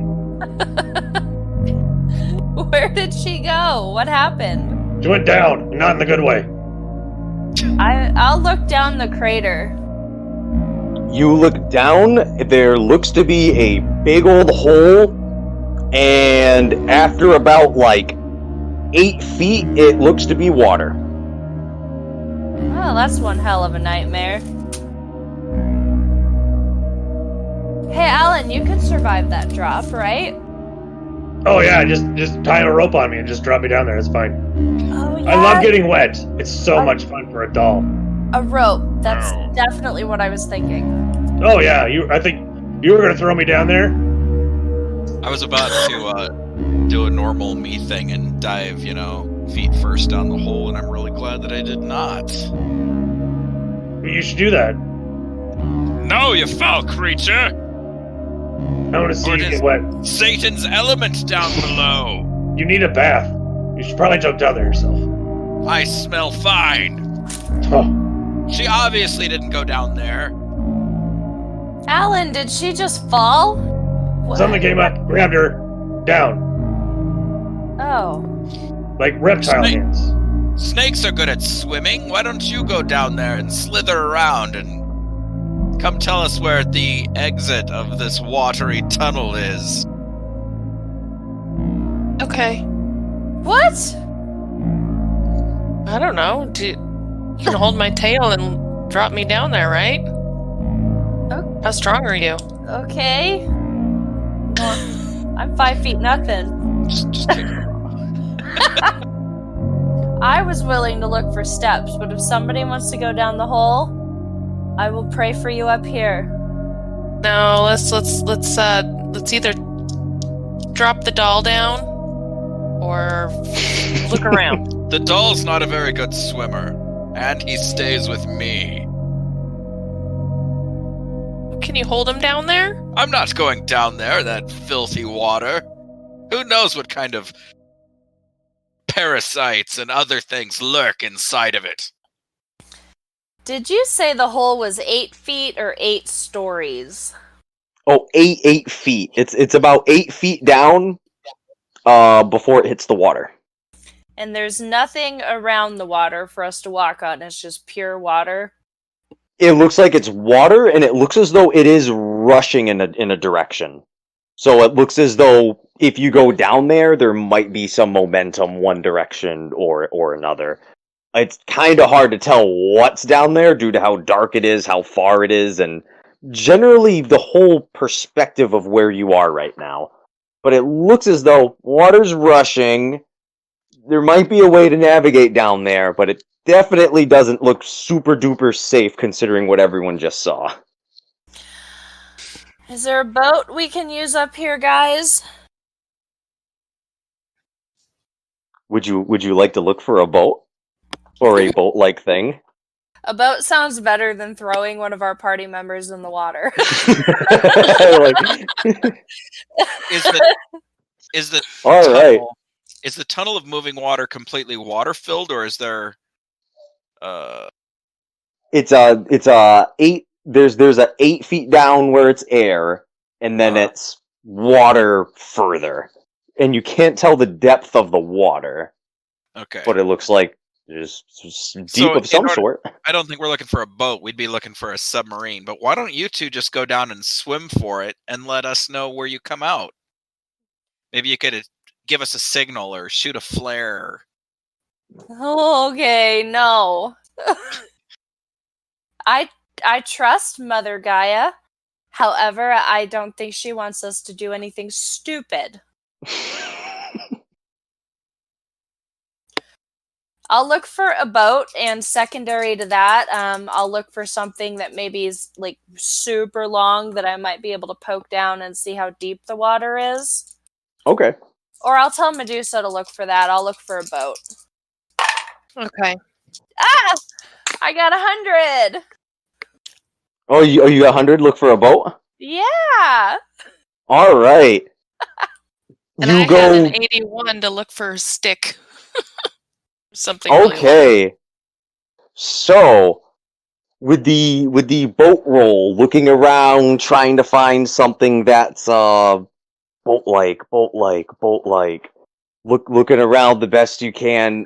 You notice that you find a canoe that looks as though that it was the Queen's at some point, because it seems as though there's water a few places on this planet, maybe some underground rapids or the sort.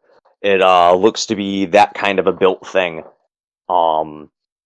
It straight up looks to be a small boat, but it looks as though it fits 2 people, although it seems as though it has only been used for 1. I wouldn't even fit on that boat. Yeah, it is. It's like the size of your arm. As far as looking for something long to poke into the water or something of that nature, after looking around a little bit and hearing conversation prior of like, Zedge had a weapon that wasn't a pickaxe and he had something else afterwards. And after looking up over a doorway, which was very difficult to see because you had to really look at a weird angle, but you see right above a doorway is a 15-foot-long Seismosaurus rib bone that is modified to be a buster sword. and you notice that it seems to be glowing green because it's got that cartoon radiation. There does not seem to be any energy radiating around the hilt. The weapon looks to be very unwieldy, but it is possible to grab the end of it and bring it over to where you need without radiating your friends or harming yourself. Yes, do try to not radiate us. River steps back a little bit. If I could get an athletics roll, so this is basically just a roll unless you have a bonus to athletics, and this will determine moving the really big sword. Alright, I'm gonna try to get down the really big sword. 60. Alright. After a bit of reaching, you get it down, it thuds into the ground, making almost a small crater when it hits the ground. You see a green glowing energy around it, and you begin the slow walk of dragging it over to the hole. It seems very difficult to wield like a normal sword. You almost have to drag it or carry it over your shoulder in order to have any kind of a semblance of wielding it. You get a sense of Zedge had some pretty strong grip strength to be using this thing. And it looks to be, exactly as described, 15 feet long, a rib bone of a massive long-necked dinosaur that has been modified, radiated from a meteor that has struck and took out their lives, giving it a new cause.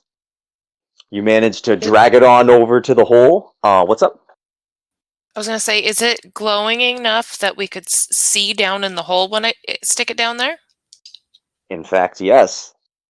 So, sticking the 15-foot dinosaur ribcage bone into the hole is going to glow with the prehistoric meteor radiation, is going to illuminate the hole as you stick it down. And in sticking it down, you are able to tell, okay, you're able to see a small open area, you're able to see in the water much more. There's no sign of the queen, there's no sign of anything else, but you have a good idea of like, okay, there looks to be a little underground path area, like a really thin zone, that maybe the kayak could fit down or something. And as you're looking down and seeing this, all of a sudden something comes within sight. You see long claws begin to stretch your way. You see a pair of eyes shine from beneath the depths of the water. Springing forward with a drastic lunge, coming forth from the hole, is some kind of a figure and entity. If you let go of the sword, you feel like you might be able to get out of the way. Unless you want to try to do something with the sword, the option is up to you.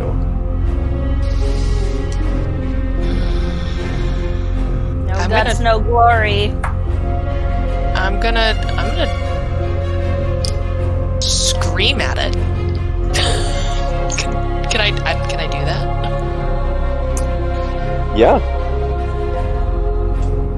Use the big ass sword, Nikki. It's kind of too heavy for me, isn't it? So basically what's happening is this thing possessing these eyes is eyes like headlights of a car jumping at you. Because of that, this is a bit of like an attack of opportunity, because this thing has, let's see here, I believe they have 15-foot claws, which is around the length. Very long claws. They, seems as though that these extend, as these claws are coming at you, you feel as though they're extending, like they're telescopic or something, or like retractable like a cat's, but on an extreme degree. They just come like blasting at. So that being said, you have a slight opening to try something, and that would either be doing something with the sword because of the length and because there's a bit of that advantage where that might do something, or you can opt to let go with the sword and try not to get hit by whatever's coming at you. It seems as though those would be the primary options. All right. Well, I think I'm going to. Hope I don't regret this. I'm gonna drop the sword and like, I guess I can't jump back, but like slither back away. Okay. Oh, okay. You wanna try to begin movement towards the hole? No, away from the hole. Like drop the Away, sword. away from that hole. Okay. Yeah. Yeah. All right. I put the. So. Okay. Yeah, I got it. It looks like we're good. So what happens is you see the eyes upon you. You see the claws extend really quick. You think you might have an opening, maybe yes, maybe no. You decide no, it's way smarter just to bail. You move out of the way and you see those claws kind of move around like right at that last second you dodge, like ever so slightly. They just come on in. And in the place where the tips of the claws are, give way to the forward of the rest of the frame of this body as it comes within the picture. You see eyes that look as though headlights gazing at you. A humanoid form steps forth from the hole. And the frame here looks as though you can't tell too much. It looks fairly androgynous. The body... Oh, what happened? Did you lose me?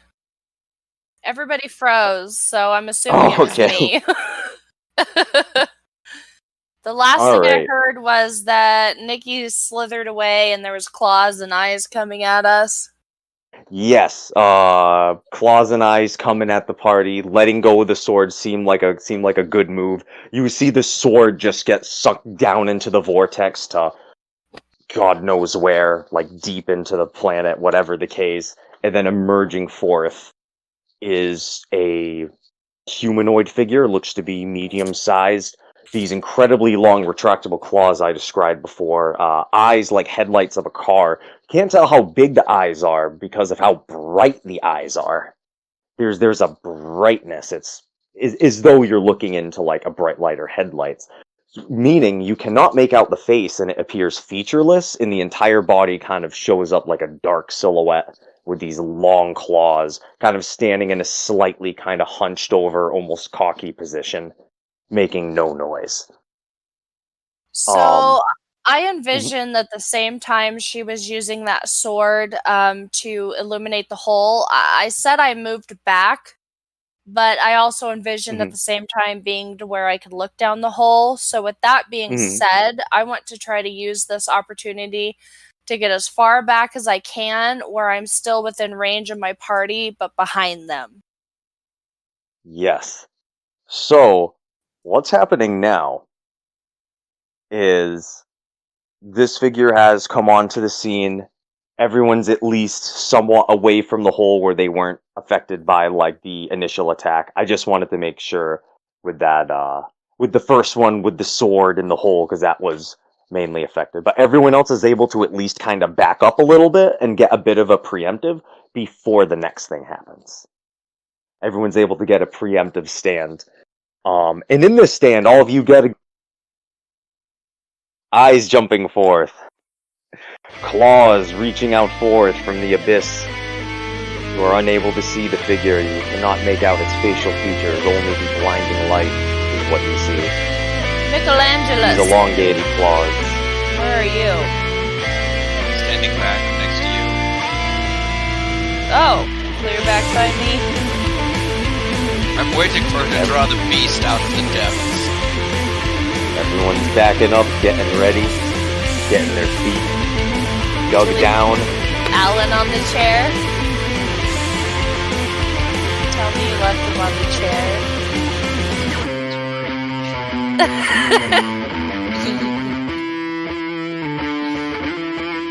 He's going along. He's got 12,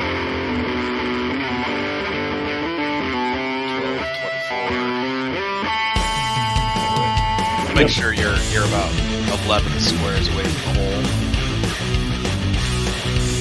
Chuck me out there. I choose you.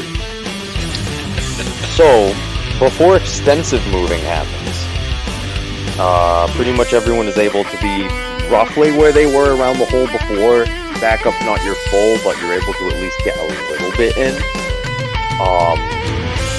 Because the thing jumping out of the hole has improved priority. They haven't enhanced things where normally gladiators are used to typically making the first action against enemies. This thing is a little bit different. It is now going to attempt a barrage of attacks as the claws are going to try to burrow into. This is where the noise begins. It almost sounds like the sound of dental equipment. Ice being shattered, nails on a chalkboard, those type of noises emanate from no mouth, no gate, nothing. Just the being as it moves forward, and its tendrils find their place. Let me check this out. So considering the reach and engaging a combo attack, I'm going to invasion and do some rolls here.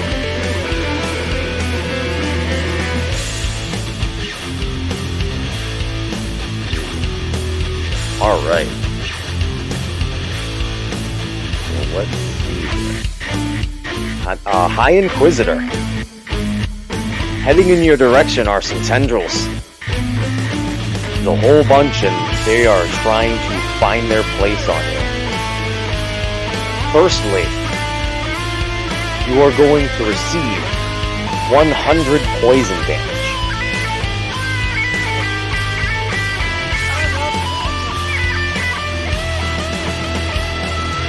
Also receiving the 100 poison damage will be River and Medusa.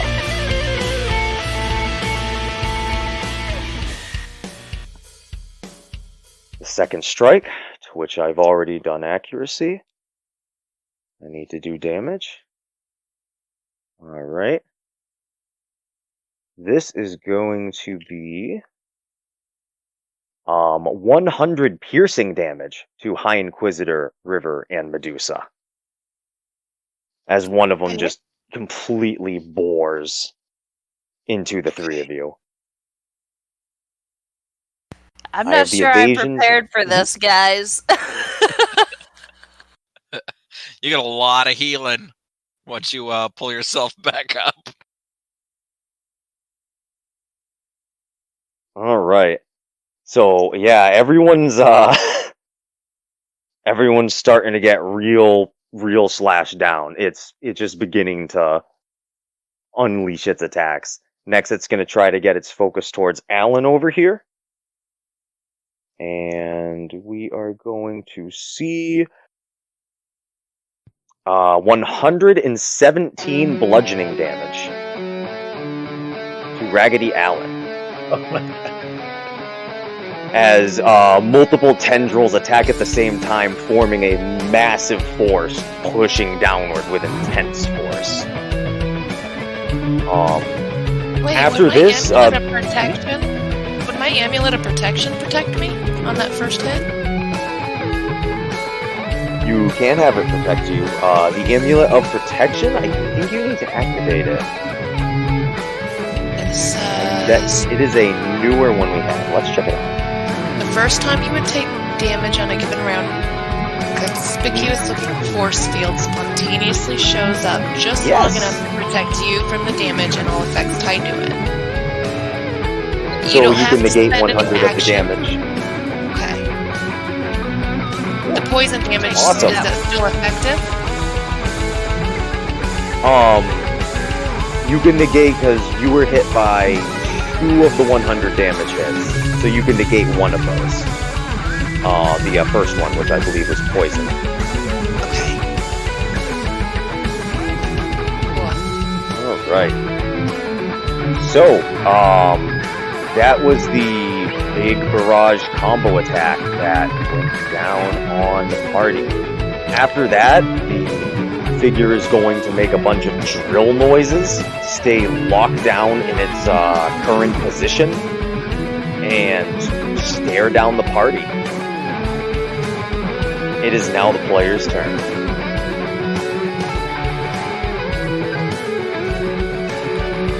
Well, sorry guys. I'm gonna get back as far as I can, but let's see. Within. Where'd it go? I want to back up within 6 squares of my party, but I want to be as far back as I can get. And then I'm going to use Healing Touch on myself, because I'm pretty effed, guys, so...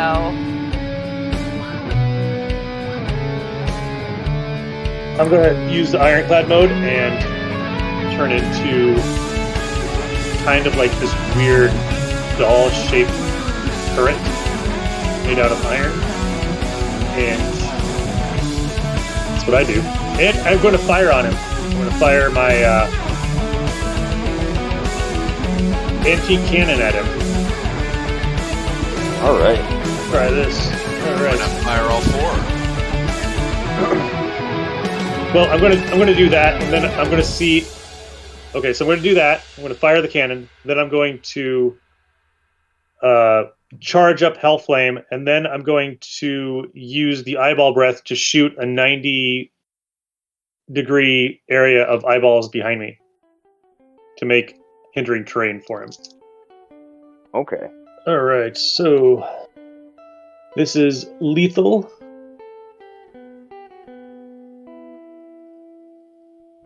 Sum of 2d100, 99 plus 101, 112. 112 damage. What did you get to hit? With the antique cannon, I shot a cannonball at him. Mhm. So 112. Oh, let me just do this. To hit, I got a 51. Okay, you shoot off your antique cannon, and you notice that the figure sidesteps it. Ooh. Okay. It looks to be really evasive, but you notice in its movement, it doesn't look too durable. It looks like if you hit it with that, you might have killed it solid. But it seems to have a bit of movement on its side. It, with almost a slight singular ballerina sidestep, avoids it. Okay, yeah, so no, I'm just going to charge up my Hellflame for next round and shoot out the 90 degrees of eyeballs behind me. Alright. Blast out some eyeballs behind you. You bring up your own eyes. You notice that the figure seems to be reactive to this. And seeing all the eyeballs. Kind of jeers back. Alright. I think I'm gonna jump in there and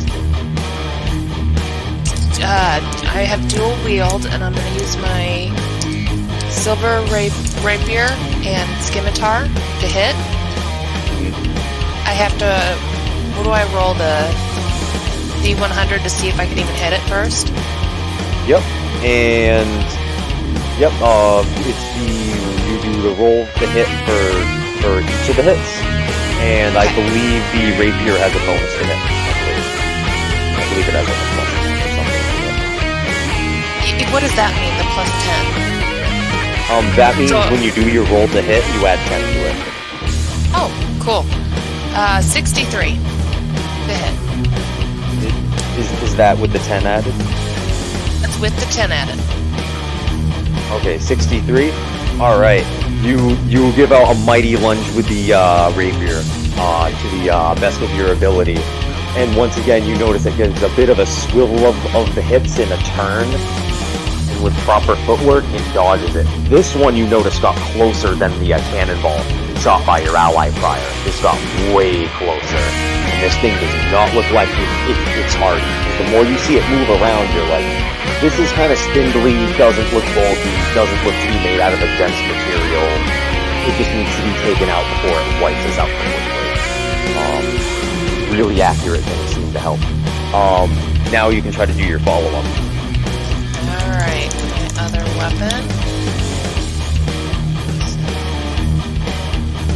102. Rolled a 97 plus 5. That one... Yep. Okay.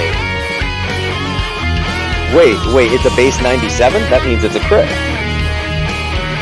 Yeah, I rolled a So, 90 and a with that 7, one- 97. Oh, wait, yeah. So with that one, do you want this attack to do ×2 damage? Or do you want it to do normal damage in a special effect like, oh, I want to, like, trip him or knock him over or disarm a thing, you know, like something like that.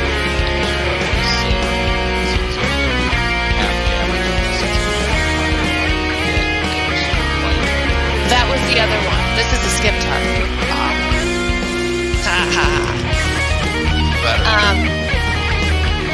I'm gonna do double damage. Alright. So Yep. strong slashing. Awesome.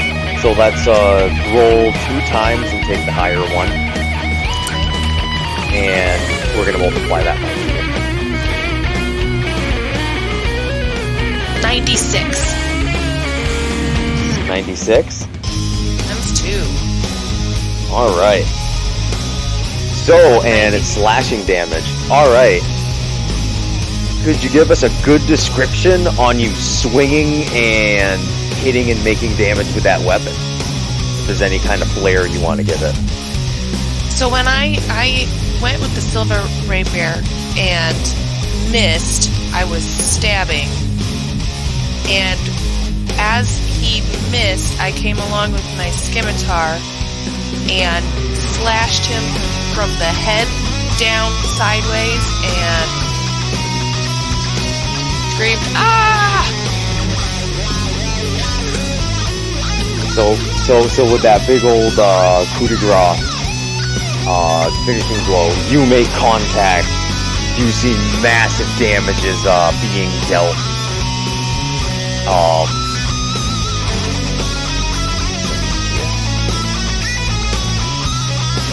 As I said, blood went flying everywhere, but I don't know if it bleeds. There is some kind of debris flying everywhere, like chunks of whatever its body was. Many of the tendrils going all over the place. You now see it seemingly hanging by a thread. Like you realize it is right now on 1 HP. All of its health is down completely. It did not have too much. That attack completely crungulated it. So it is still standing. It is still capable of massive destruction. But now, who else has not gone? Don't worry, I've got this. I just need to do 1 point. Comes in to Gotta- save the day. So my sword will begin glowing this huge thing, and it's going to illuminate everything with 30 feet. And I'm going to come in, and the blade's going to kind of seem to grow out of the handle too. And it's got 2 blades. It's double-ended. Well, either way, I can swing twice with it, and I will. I rolled a 42 and a 79. I probably going to have 1 hit point. Typical Shannon. It's going to be terrible. I probably missed by 1. You did. It does have 80 evasion. 80 evasion, I will say that. You missed by so real close. You see it come so close. This thing has 1 health. And it is like sidestepping. All of it seems to be the footwork. Careful foot placement. Very accurately looking with those headlight eyes, trying to get into your head. River will holler, Michelangelos, maybe if you dance with him. He seems to enjoy dancing. I will dance upon its grave! Close enough. Or your grave. Raggedy Allen, did you go? Yeah, I went first. Yep. That's right. You got the bomb clip on it. Alright. Now, things here. So continuing its barrage from before. This It does. Nope. It does not seem like a demon. This seems like it could have some kind of at least mortal rootings. Some kind of rootings in mortality. So many of the tendrils are going to release across. This is going to hit every single member of the party. This will only be a single hit, and it is not able to continue the combo endlessly. Oh wait, except I think High Inquisitor will be hit one more time. Then I think. Well, my Amulet of Protection stops glowing until the start of my next turn. So, it says the start of your next turn. I assume that's mine, right? And they are per. I believe it's a per gauntlet function, where once it's been used, or does it have something in there about resetting? Well, when the force field shows up, there's a loud noise and the gem temporarily stops glowing until the start of your next turn. This is very noticeable. A round begins on the start of your faction's turn and resolves at the end of the enemy faction's turn.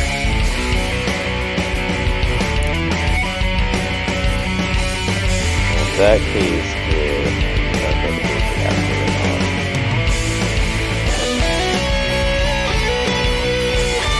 Well, it sounds like when the force field shows up, loud noise, and it stops glowing until the start of your next turn. I would assume that means it stops working.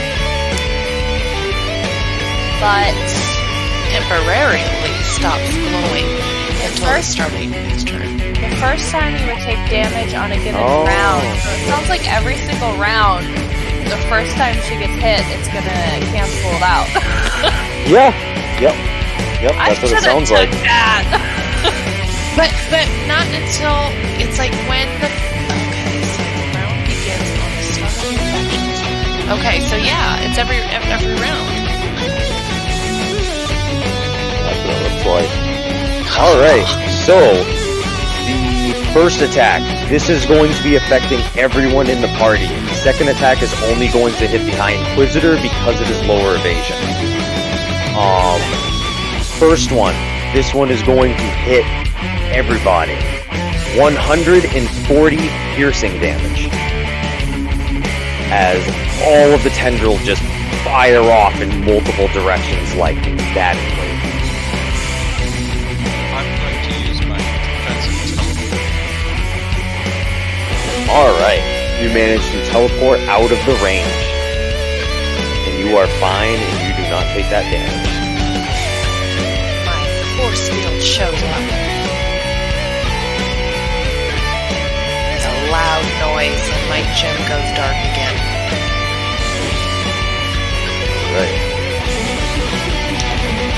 And now the second one, this attack is just towards the Inquisitor. So lastly, seemingly a massive one of these tendrils is going to come from the ground and is going to spike upward, and you are going to take 120 electric.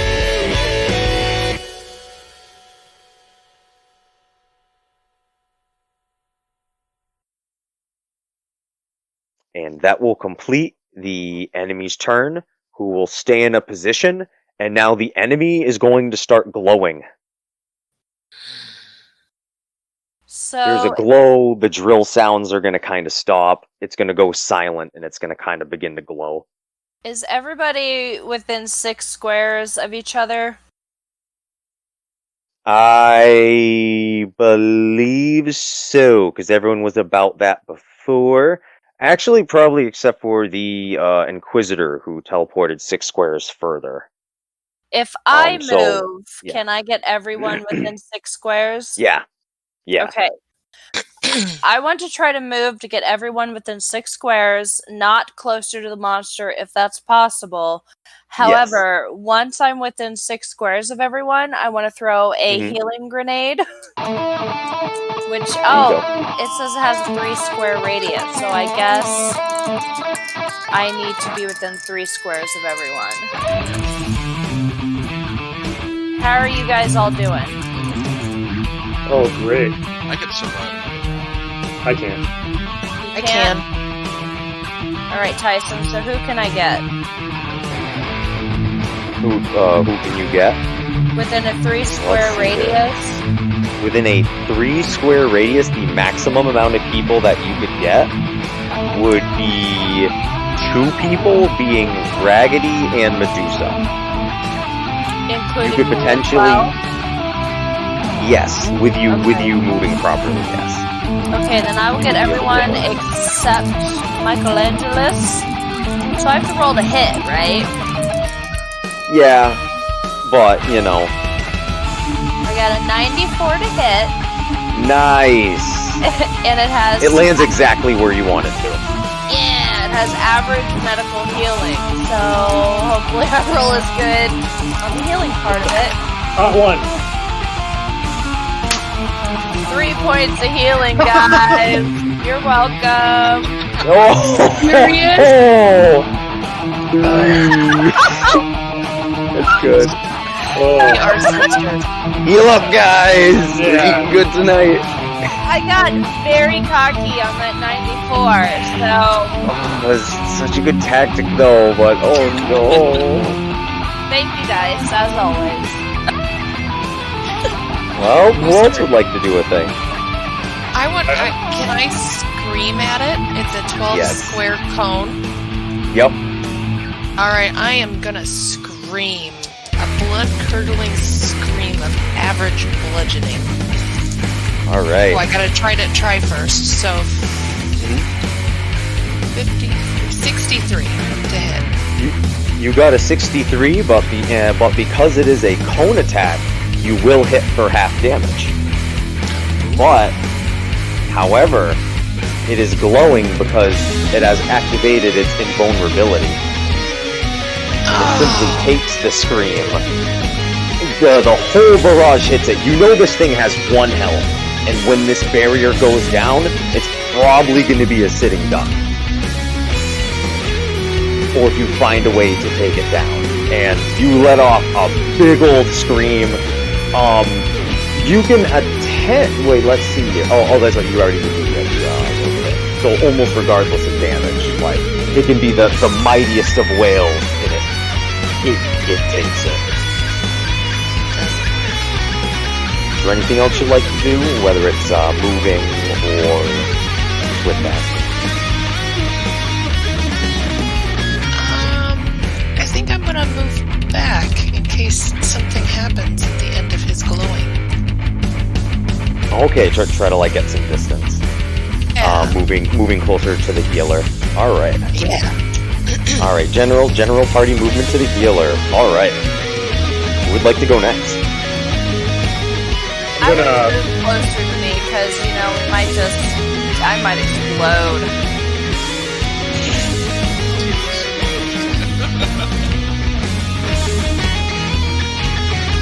Alright, I'm going to try using my ghost hunting pistol and the antique cannon. So, ghost hunting pistol first. The 41 to hit. That's not going to hit at all. And antique cannon. 89 to hit. 89. That does hit. You shoot off your cannon. You can be, once again, the mightiest of blows or the lightest of blows, hitting it straight on, we'll say, the greatest cannonball blast. 151 points. It He's stands. vulnerable. Invulnerability active, it stands. And then I'm going to recharge my health lane, see if I can get that back. Alright.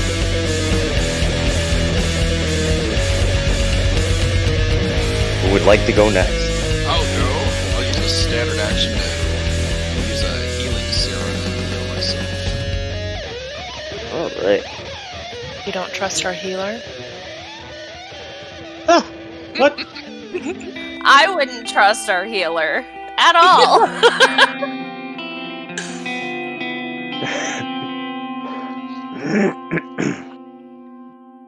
All right.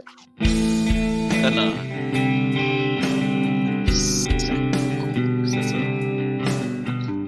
just wanted to check something out. Is it a full action to be defensive? Like a standard action?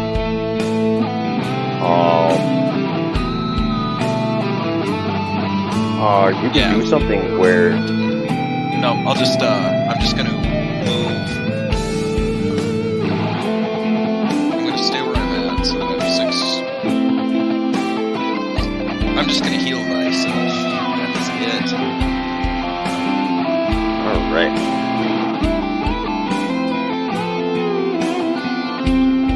Who hasn't gone? I want to say everyone's almost gone. Right? Yeah, everybody's gone. Gone? Alright. So now, the glowing is going to stop. The noise resumes. The awful audio commences. It's still standing where it first set its feet when it began its onslaught. It is now readying to resume. It continues its horrible barrage. The first thing that it's going to do is you're going to see it take half a step, and right after, it is going to teleport, setting itself within a nice nexus of the party. As soon as he After does doing that, this, I'm going to use a defensive teleport and teleport away from him 6 squares. alright, with you doing that by 6 squares, you will be out of its range. I believe my The only one ambulance is glowing again. The only one that's going to be left is the one that can't move on his own. Oh, 1 second, Raggedy. Did you already use defensive teleport? No, not yet. That was me. Oh, that's right. That's right. I'm liking all the defensive functions, though. It's working out. I always suggest them because it's fucking cartoon nonsense happening. All right. Attack's going to begin for the remainder of the group.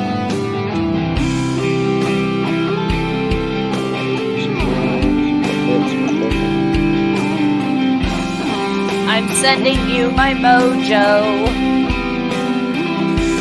It's not that 3-point heal kind of mojo. That's the mojo I'm sending. Right. Alright, so these attacks, there are going to be 3 attacks. Towards the High Inquisitor, River, and Medusa. So we shall see. Alright. Edge. Oh. Add some stuff real quick. So, High Inquisitor, River, and Medusa all are going to take 123 beam damage. That's exactly what I had left. Oh, with a lightning speed. Oh no, beam energy goes careening across the area from the tips, taking out first of the party. My force field goes pew, and my Your gem force- goes dark. Your gem goes dark and your force field goes and you take out the move. Alright. There looks to be more attacks heading this way. So, how is the party looking right now? So we have a nice description for anyone checking out the adventure. Like, how is everyone looking health-wise? How's everyone standing? How are you holding up? Pretty brutal. I'm at 48. Alright, Raggedy Allen's Raggedy. Like in any classic RPG, your healer is the first one dead. The healer is down, putting in the best of their efforts to keep the party healthy. Goes down. See, if you would have gave more than 3 points, you probably would still be alive. I rolled a 94 to hit and then 3 healing. I mean, it happens. I'm looking pretty good. I'm only down 100 hit points. Yeah, newbie. That's nice. The High Inquisitor's armor is burning with this green poison.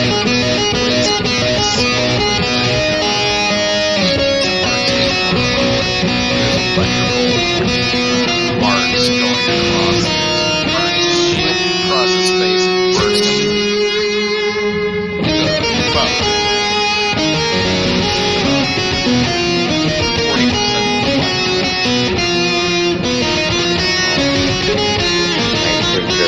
Everyone hanging in there. Barrage coming down.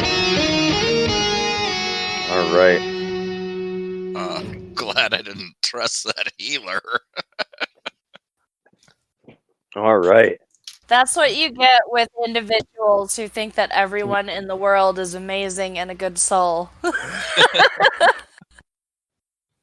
This attack is going to be specifically directed towards Medusa and High Inquisitor. This is going to be seemingly the last attack. You feel the flames of finality overcome. At the ends of all of these tendrils, there is now a flaming energy. A mighty scream, the sounds of drills, everything goes white. Those affected take 159 fire damage. And when it clears, is everyone standing? Oh yeah, I've got I'm barely 18 hit points left. barely hanging on. I'm looking pretty bad. Everyone's real roughed up. The last attack inflicted. You now see these long tendrilled claws reaching around from all directions now recede. That energy begins to seem to go away. Those headlighted eyes begin to dim. They shut off entirely. The figure comes in view. As it gets closer and closer, you are able to make out the features a little more, and a little more, until, only with the slight alterations of having these long, undulating, telescoping claws and a slightly raggedy appearance. Before you is Queen Ethereum. There is the sound of dentistry tools and machine works seemingly emanating from her form as she's semi-convulsing. If anyone has anything to say, now is the chance. Wake up, Queen Ethereum! Sputtering around a little bit, her crown not even atop her head, she begins to kind of look around at the party a little more. Looking down at what's happened. She reaches around for her head, tapping around, trying to find her crown, noticing that it's not there. I didn't do it. Can we see the crown? Can we see the crown anywhere?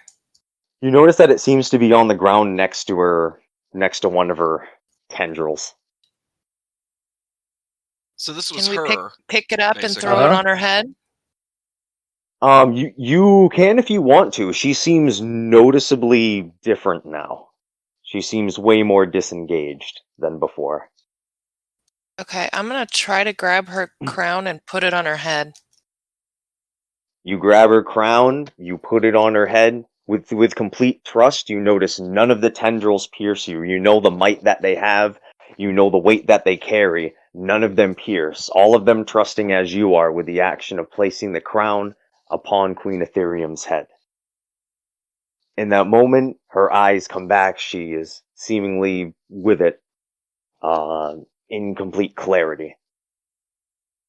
The claws begin to recede even more as her form becomes closer to what it was at the beginning.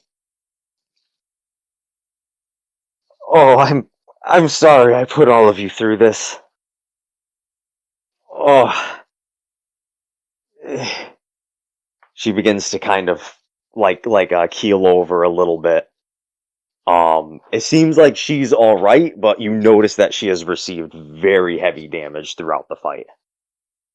Like, she sustained quite the damage. She seems to be hanging on by a thread. Almost as if she could try to do something if completely necessary, but now seems like she wants to slink off or retreat or take shelter. I think it's time to teach this bitch how we do things downtown. Oh, if you want to keep fighting, I can keep going. I just thought I would take the facade down. I don't want to do this anymore. I'm done fighting. That didn't feel good.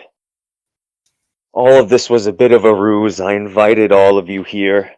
Pick you off one by one.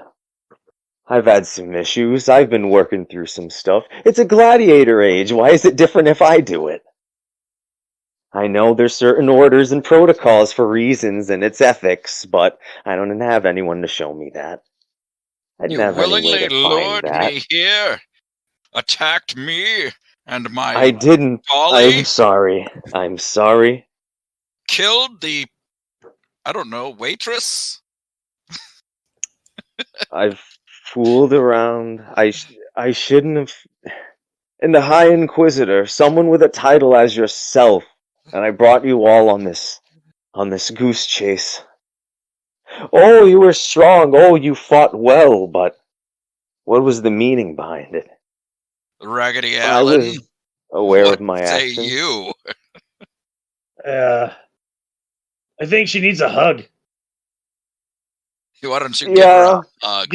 I'm gonna give her a hug. Give me a hug, Queenie. Nothing weird. Oh, I promise. Nothing weird. Well, let's hope so.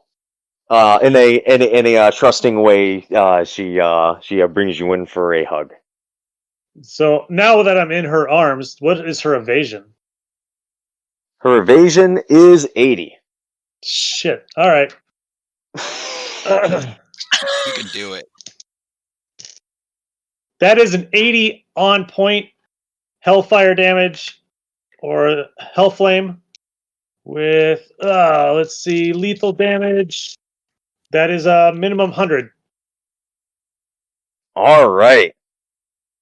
So you slam that down on in there, completely cursed, no way out. Boom. In doing so, that is going to provoke. So she's not going to be able to do much after, but, you know, this is going to be like at the same time. So, you know, let's see what that's going to be. So that's an 85 to hit. All right, Raggedy Allen, 146 poison damage. Oh, I'm sorry, acid damage. That's a 9. Oh, yeah, he's dead. All right, so Dependence on you.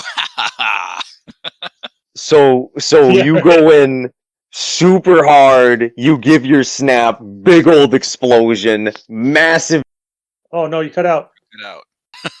Oh no. Yo, cliffhanger. You know, Nick, you can kind of exploit this whole, dying every session. I mean, you can keep making characters that have like the once per gauntlet powers. I mean, you can just blow through them on your first fight because you're going to die anyway, My dumbass thought if I could stay back from the action just close enough to the party to do all my spells, I'd be good. But obviously not. Mommy died. All right, so there's a big old detonation. Stuff looks real rough. Queen Ethereum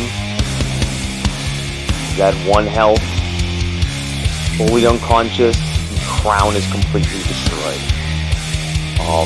Her last defensive capability down. She is essentially unconscious and at the mercy of the party at this point. Go ahead, Medusa. Do the coup de grace. Did the crown cause her to change like this, or the crown kept her from changing to this? It wasn't clear, but now the crown is gone. It seems as though it acted as a last-ditch defensive effort. At this point, all of her defensive capabilities are down. Her evasion is effectively not useful. Yeah, so it's sort of up to the party ethically to kind of figure out what to do here. I don't know, I guys. will step up to her head and ethically bring my giant booted leg down upon her crown. Well, her lack of crown skull for damaging my toy. Killing my toy pet, my dolly. So you're gonna go over for a finishing move? Yeah, I'm gonna go for a coup de grace with a foot.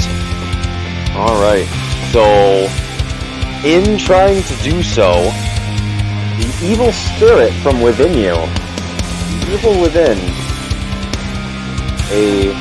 whether it be a certain form of entity is going to come out from within you. Perfect. I imagine from your navel. I come from your navel! I am here to speak clearly, for you are full of the unseen. I judge further than that of your external forces. I am your inner essence, and we must do battle, for you have become soft. I need to separate the weak from the freak. Return to my navel from whence you came. Return to me! I will become whole, and you will be the basis! I imagine when he's debating with you, like, the lower portion of his body is like genie style coming out of your navel, and the upper portion is just kind of like, just a little bit of a back and forth before he emerges. It is time to do battle! Enough of this! He gives a little bit of a twist and a turn and like a shove and kind of like pops out and lands. I'm imagining he looks, very like akin to like a big old like Viking that's semi see-through and blue, like a Star Wars hologram. Slightly sputtery. He looks to be of some kind of blue spiritual energy or essence. Oh, you thought I'd stay down! I can't let this stand! You'll kill a defenseless woman? That is not of the core! Or a defenseless person, for that matter. But even then, chivalry was once in a code. And you shall not be here! You shall not be in my abode! I will tell you, you shall not come down my road. No. Oh no, you won't. So, readying himself, he's gonna get ready to do battle. You now beast notice from my navel. You beast from my navel. Misinterpret the actions, for that is no innocent lamb, no morally upstanding person. But alas, I care little. I will defeat you and hide you securely deep inside me through my navel hole. Prepare to be vanquished. I'm gonna kill you and wear your skin! Readying himself, this blue spirit with a massive beard readies his arms. He turns his arms into axe handles. So just like these big old stern like wooden knobs. Whole bunch kinda like hang out of him. Big old like stubby wood bits like peg legs. All coming out of the guy. Flipping in axes in and out. He begins phasing a bunch of axes like in and out of his body. Here we go! You may make a move. Or we'll make a move. I'm going to use a healing serum upon myself. Okay. That would be a standard action. Mm-hmm. And what else could I do? Is he within melee? Yeah, he's probably right next to me. That's what I will do. I'm just gonna Absolutely within melee range. yeah, I'm Came just out of going your to navel. activate that healing symptom. That is a healing serum. That is a gear in place. Healing symptom. Oh no, help! I have symptoms of healing. All right. Awesome. So you heal up and you're staying squared up. All right. Ah! You only do that so when I wear your hide it may be thicker. I was only thinking of you. Oh! Yeah, jack off gesture with my left hand. Oh! It will no longer be yours! It will be mine! So what is going to happen is this specter is going to reach out his hand, and the many axes that are phasing in and out of his body are going to try to attack you in a barrage. That is a 48 to hit. And let's see what we got for damage. All right. You are going to first receive 68 slashing damage. Perfect. In addition to that, you are going to take 3 stacks of Everbleed. All right. After that, he's gonna kind of just continue the same thing. There's kind of a bunch of axes phasing in and out of him. He shot up a bunch as a storm. Now he's got 2 in his hands and he's looking ready to swing. It is now your turn. Does Everbleed on his turn or my 10 damage? Everbleed is on your turn. So- Everbleed is a start of your turn, I believe. Alright, another. Don't worry, I've got this. All right, so this is a ghost. Yeah, seemingly some kind of a ghost, a spirit, a specter of some kind. Perfect. All right, so I'm going to try to swing my holy sword in two action. I'm going to swing it twice. Let's see. Do I got anything else that I can throw in there? Not really. However, favorite enemy, and this is a holy sword. So let's see if we can hit. It'd be like a 10 and a 4. All right, a 37 and a 96. All right, so you got a 37 and a 96. So you notice that first swing, he kind of stops a bit. It looks like it was going to hit, but he kind of like stops it. But then you're able to kind of get out of the grip and swing on down and get that other hit in there. All right. So the second one is absolutely going to mac down good. It's going to hit him? Yes. What? All right, that will be will it do damage though? 1 second.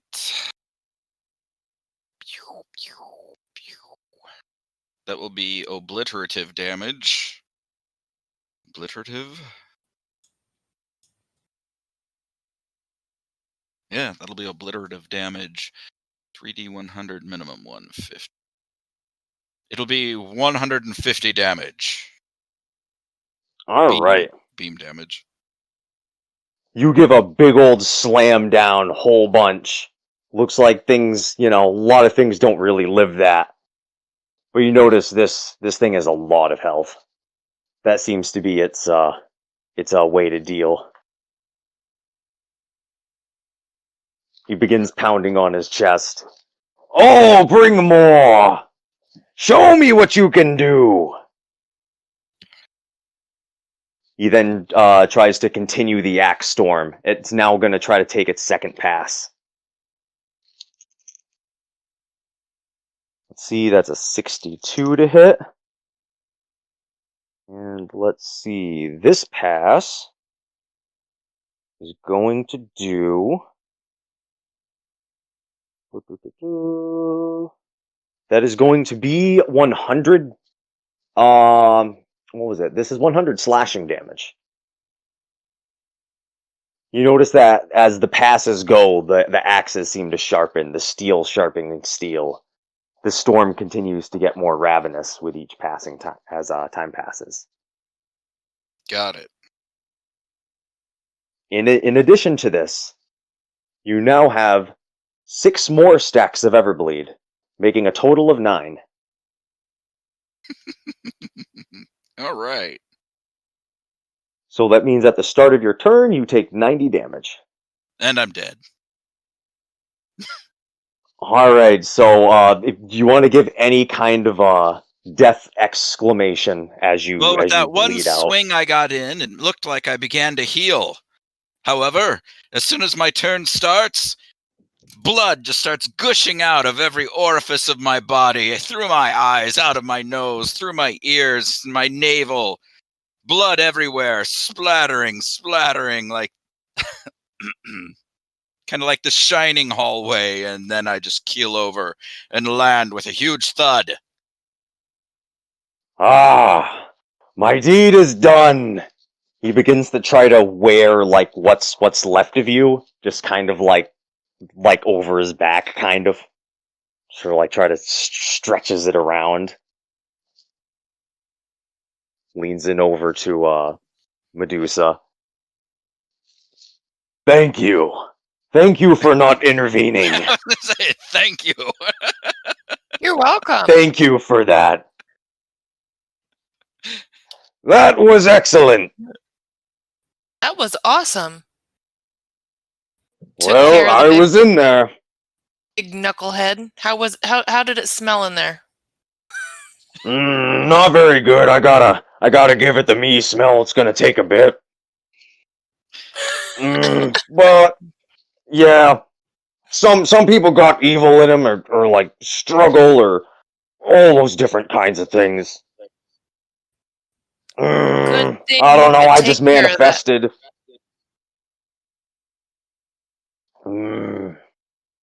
I was all that hot, steamy, gummed up stuff in there. Well, what's your plan That's now, what I little dude? am. Looking to partner up with them. I don't know. I'm gonna wear this guy like a cape for a while. I'm gonna test out the voices. Maybe I'm gonna do this one, or maybe I'll change it up. Maybe I sound like this now. I don't know. I'm gonna try to feel it out. It's gonna be a me thing. Hey, did you look down that hole over there? What hole? That big giant hole that has rushing water underneath. Did you check that out?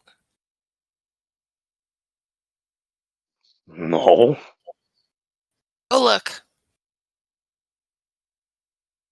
Ends up like peeking over. I kick him in the butt, but he's made of like steam, isn't he? He's like some kind of ghostly apparition kind of thing. What I will say is what happens is you go to try to kick him, but you end up kicking the body of the High Inquisitor, and the High Inquisitor's body just kind of like falls down in the hole and Terrible. just goes like downstream. The spirit turns around after a bit. Oh, I'll get him. I got a whole new life now. It's all right. There's water under the bridge. Oh, he's going far. Oh.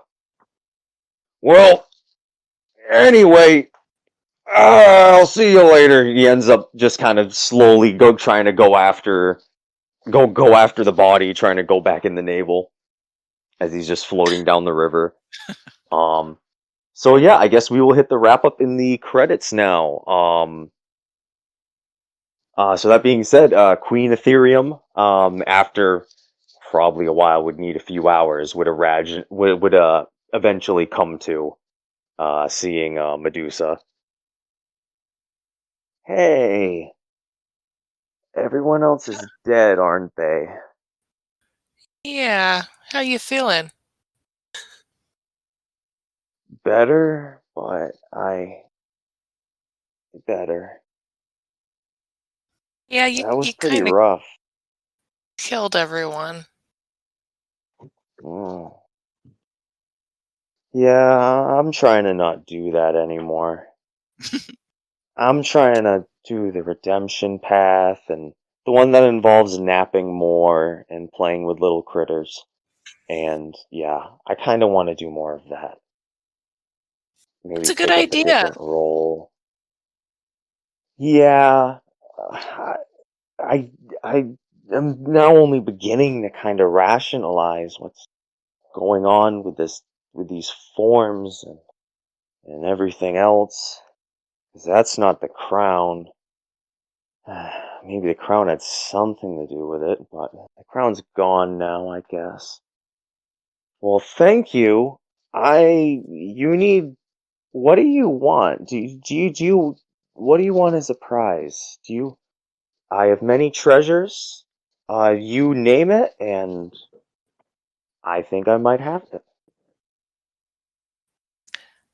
I want to live in my little crawl hole space. Oh, I found a oh, nice little cushy hole. yeah, I don't see why not. That can be yours. Seem to like it. That can be all yours. I don't live with many people on this rock, I guess, and maybe it'd be helpful having more people around. I don't know if it's been the isolation or what, but just things have been weird. Well, I think I could use the companionship. But aside from that, I've got decent food to eat, reasonable treasures, and the landscape's nice. And seeing that I was the only weird thing around, and you helped me solve this little Scooby-Doo mystery. Yeah, All right. why Should we not? go have some tea? That would be nice. Should we clean the bodies first, or should no? We'll do it Mm, later. We'll do it later. let's push him in the So hole. So I think we'll have one of the lasting images being a mixture of having tea and cleaning up bodies, or sipping tea with some of the bodies around. Just like, oh, we'll worry about it after. We'll take one thing at a time. It's been a traumatic day. Um, just kind of sipping tea. Queen Ethereum just looking very rough, not healing properly. So yeah, I think that will probably be the last image of the gauntlet as we pan out. So yeah, that is the end of Kill Sector Eyes. What did everyone think? It was That was fun. a short one. Yeah, I've been noticing some of them been getting longer. I haven't. Oh man. I thought that I had a good build until, 100, 160 hit points were taken away off the bat. So Yeah, I would have been it dead. definitely was a good build. There was It some, wasn't for the yeah, that amulet. like defensive capabilities. Oh yeah, yeah, that was a real good one. But still, that like good plays were made, and yeah, that was no joke of a boss either. dice will F me every time. What I would suggest But is not just you. Not just you. You're never the there's healer ever again, by the way. there's actually like Nine- a few functions that work with that really good. 94 to hit my target and then 3 points to heal everybody. That was some BS. Yeah, Classic Shannon. but as far as functions that help with hitting things, there's a few that I really like. There's Blessed Attack, which is great. That means it's only once per gauntlet, per purchase, 1 point. It makes it where use it as a swift, and it makes it where the next like attack you do is going to be a crit. So you either get that, times 2, or you definitely hit in some kind of effect. That So with you holy guys- grenades. Would have got 6 points of HP instead of 3. Yeah, true. True. True. But in other situations, it's good. What was it? The other ones are taking the accuracy bonuses. You can take up to plus 40 on like weapons or for things to hit. We're trying to have it where you can't exceed a plus 40, just so it's not like, oh, I put a bunch of points in this to always hit. So we're like, Yeah. you can. We figure plus 40 is fair, like on top of rolls. And this one did have a plus 40 to hit with combo attacks and doing lethal. And yeah, I think the party fared really well. Like this was like a plus what was it? This is like a plus 30 minus 10 build. Well, despite yeah. my shitty rolling and his kick-ass attacks, I still had fun with like the whole mystery in the beginning. Yeah. So it was fun. Yeah. That was a lot of fun. Yeah, awesome. I wanted to do something a little different because I've been liking like this one in the previous gauntlet I ran on the Kill Sector server. I've been doing I don't know, I've been messing with like more like roleplay heavy stuff, and I'm still down to get into more crunchy mechanical this and that, but I'm like, yeah, I don't know. I like trying out different things. But whatever I run next time, definitely going to be different. I try to aim for them to be 3 hours, but I've noticed the past like 2 I've done have been 4, and I'm like, oh geez. Because like on my end, it's freaking, what, 10, 11 right now. So I'm like, shit. So I go 4 hours in, and I'm like, uh-oh. So we'll have to think about next one. Yep. Feel free to suggest like anything goes, whatever. I'm open to like whatever, like different theme suggestions, or something like this show or this IP or This might be the flavor wine. genre. This might be the wine talking, but for some reason I want to do like some crazy ass mermaid underwater shit. Aquatic stuff, like an aquatic. Not all mermaids, octopus, Mm-hmm. sharks. So yeah, we can play with that the next month and figure it out. Yeah. I've been messing around with like some basic ideas for some things. But like feel free to suggest like whatever, and if there's more specifics, whatever the case, I can work with it. The more info I got, the more I can kind of try to like make something. So yeah, I had a lot of fun. I thought this was cool. Yeah, I guess let me know what's up with the next one, and I'll do something cool. I'll try to aim for it to be closer to 3 hours, though, like for everyone's sake, my own included.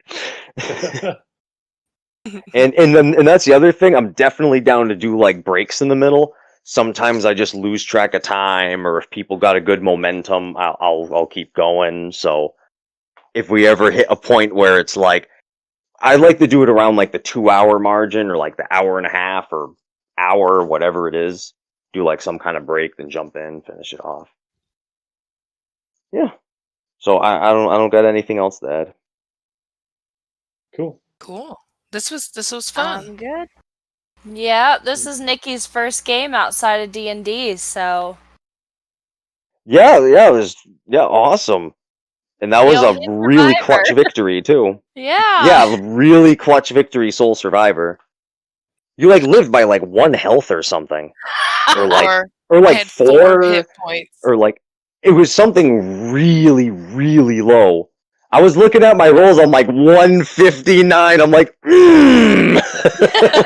like wow. Because that's one thing I will never bullshit the dice. That's one thing. I will never do that. If it comes down to what it is, I'm like, that's what it is.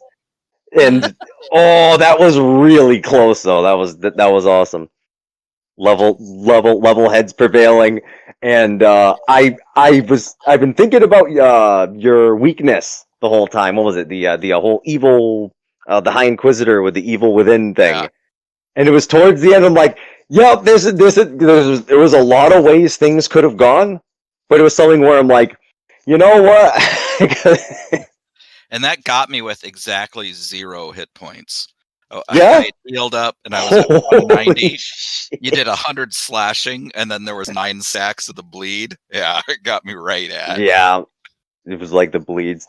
Yeah, his build was I figured, like, okay, it needs to be something that you can still fight, but something that is, like, reasonable against you, because typically how the weakness being. So I'm like, okay, you're mortal, it's a ghost thing. I'm like, ever bleeds that keep, like, racking up over time, and, continual damage, something like that. I just gave him a lot of health, and I made it where you still do a crap ton with your weapon. I figured that would be fun. Mhm.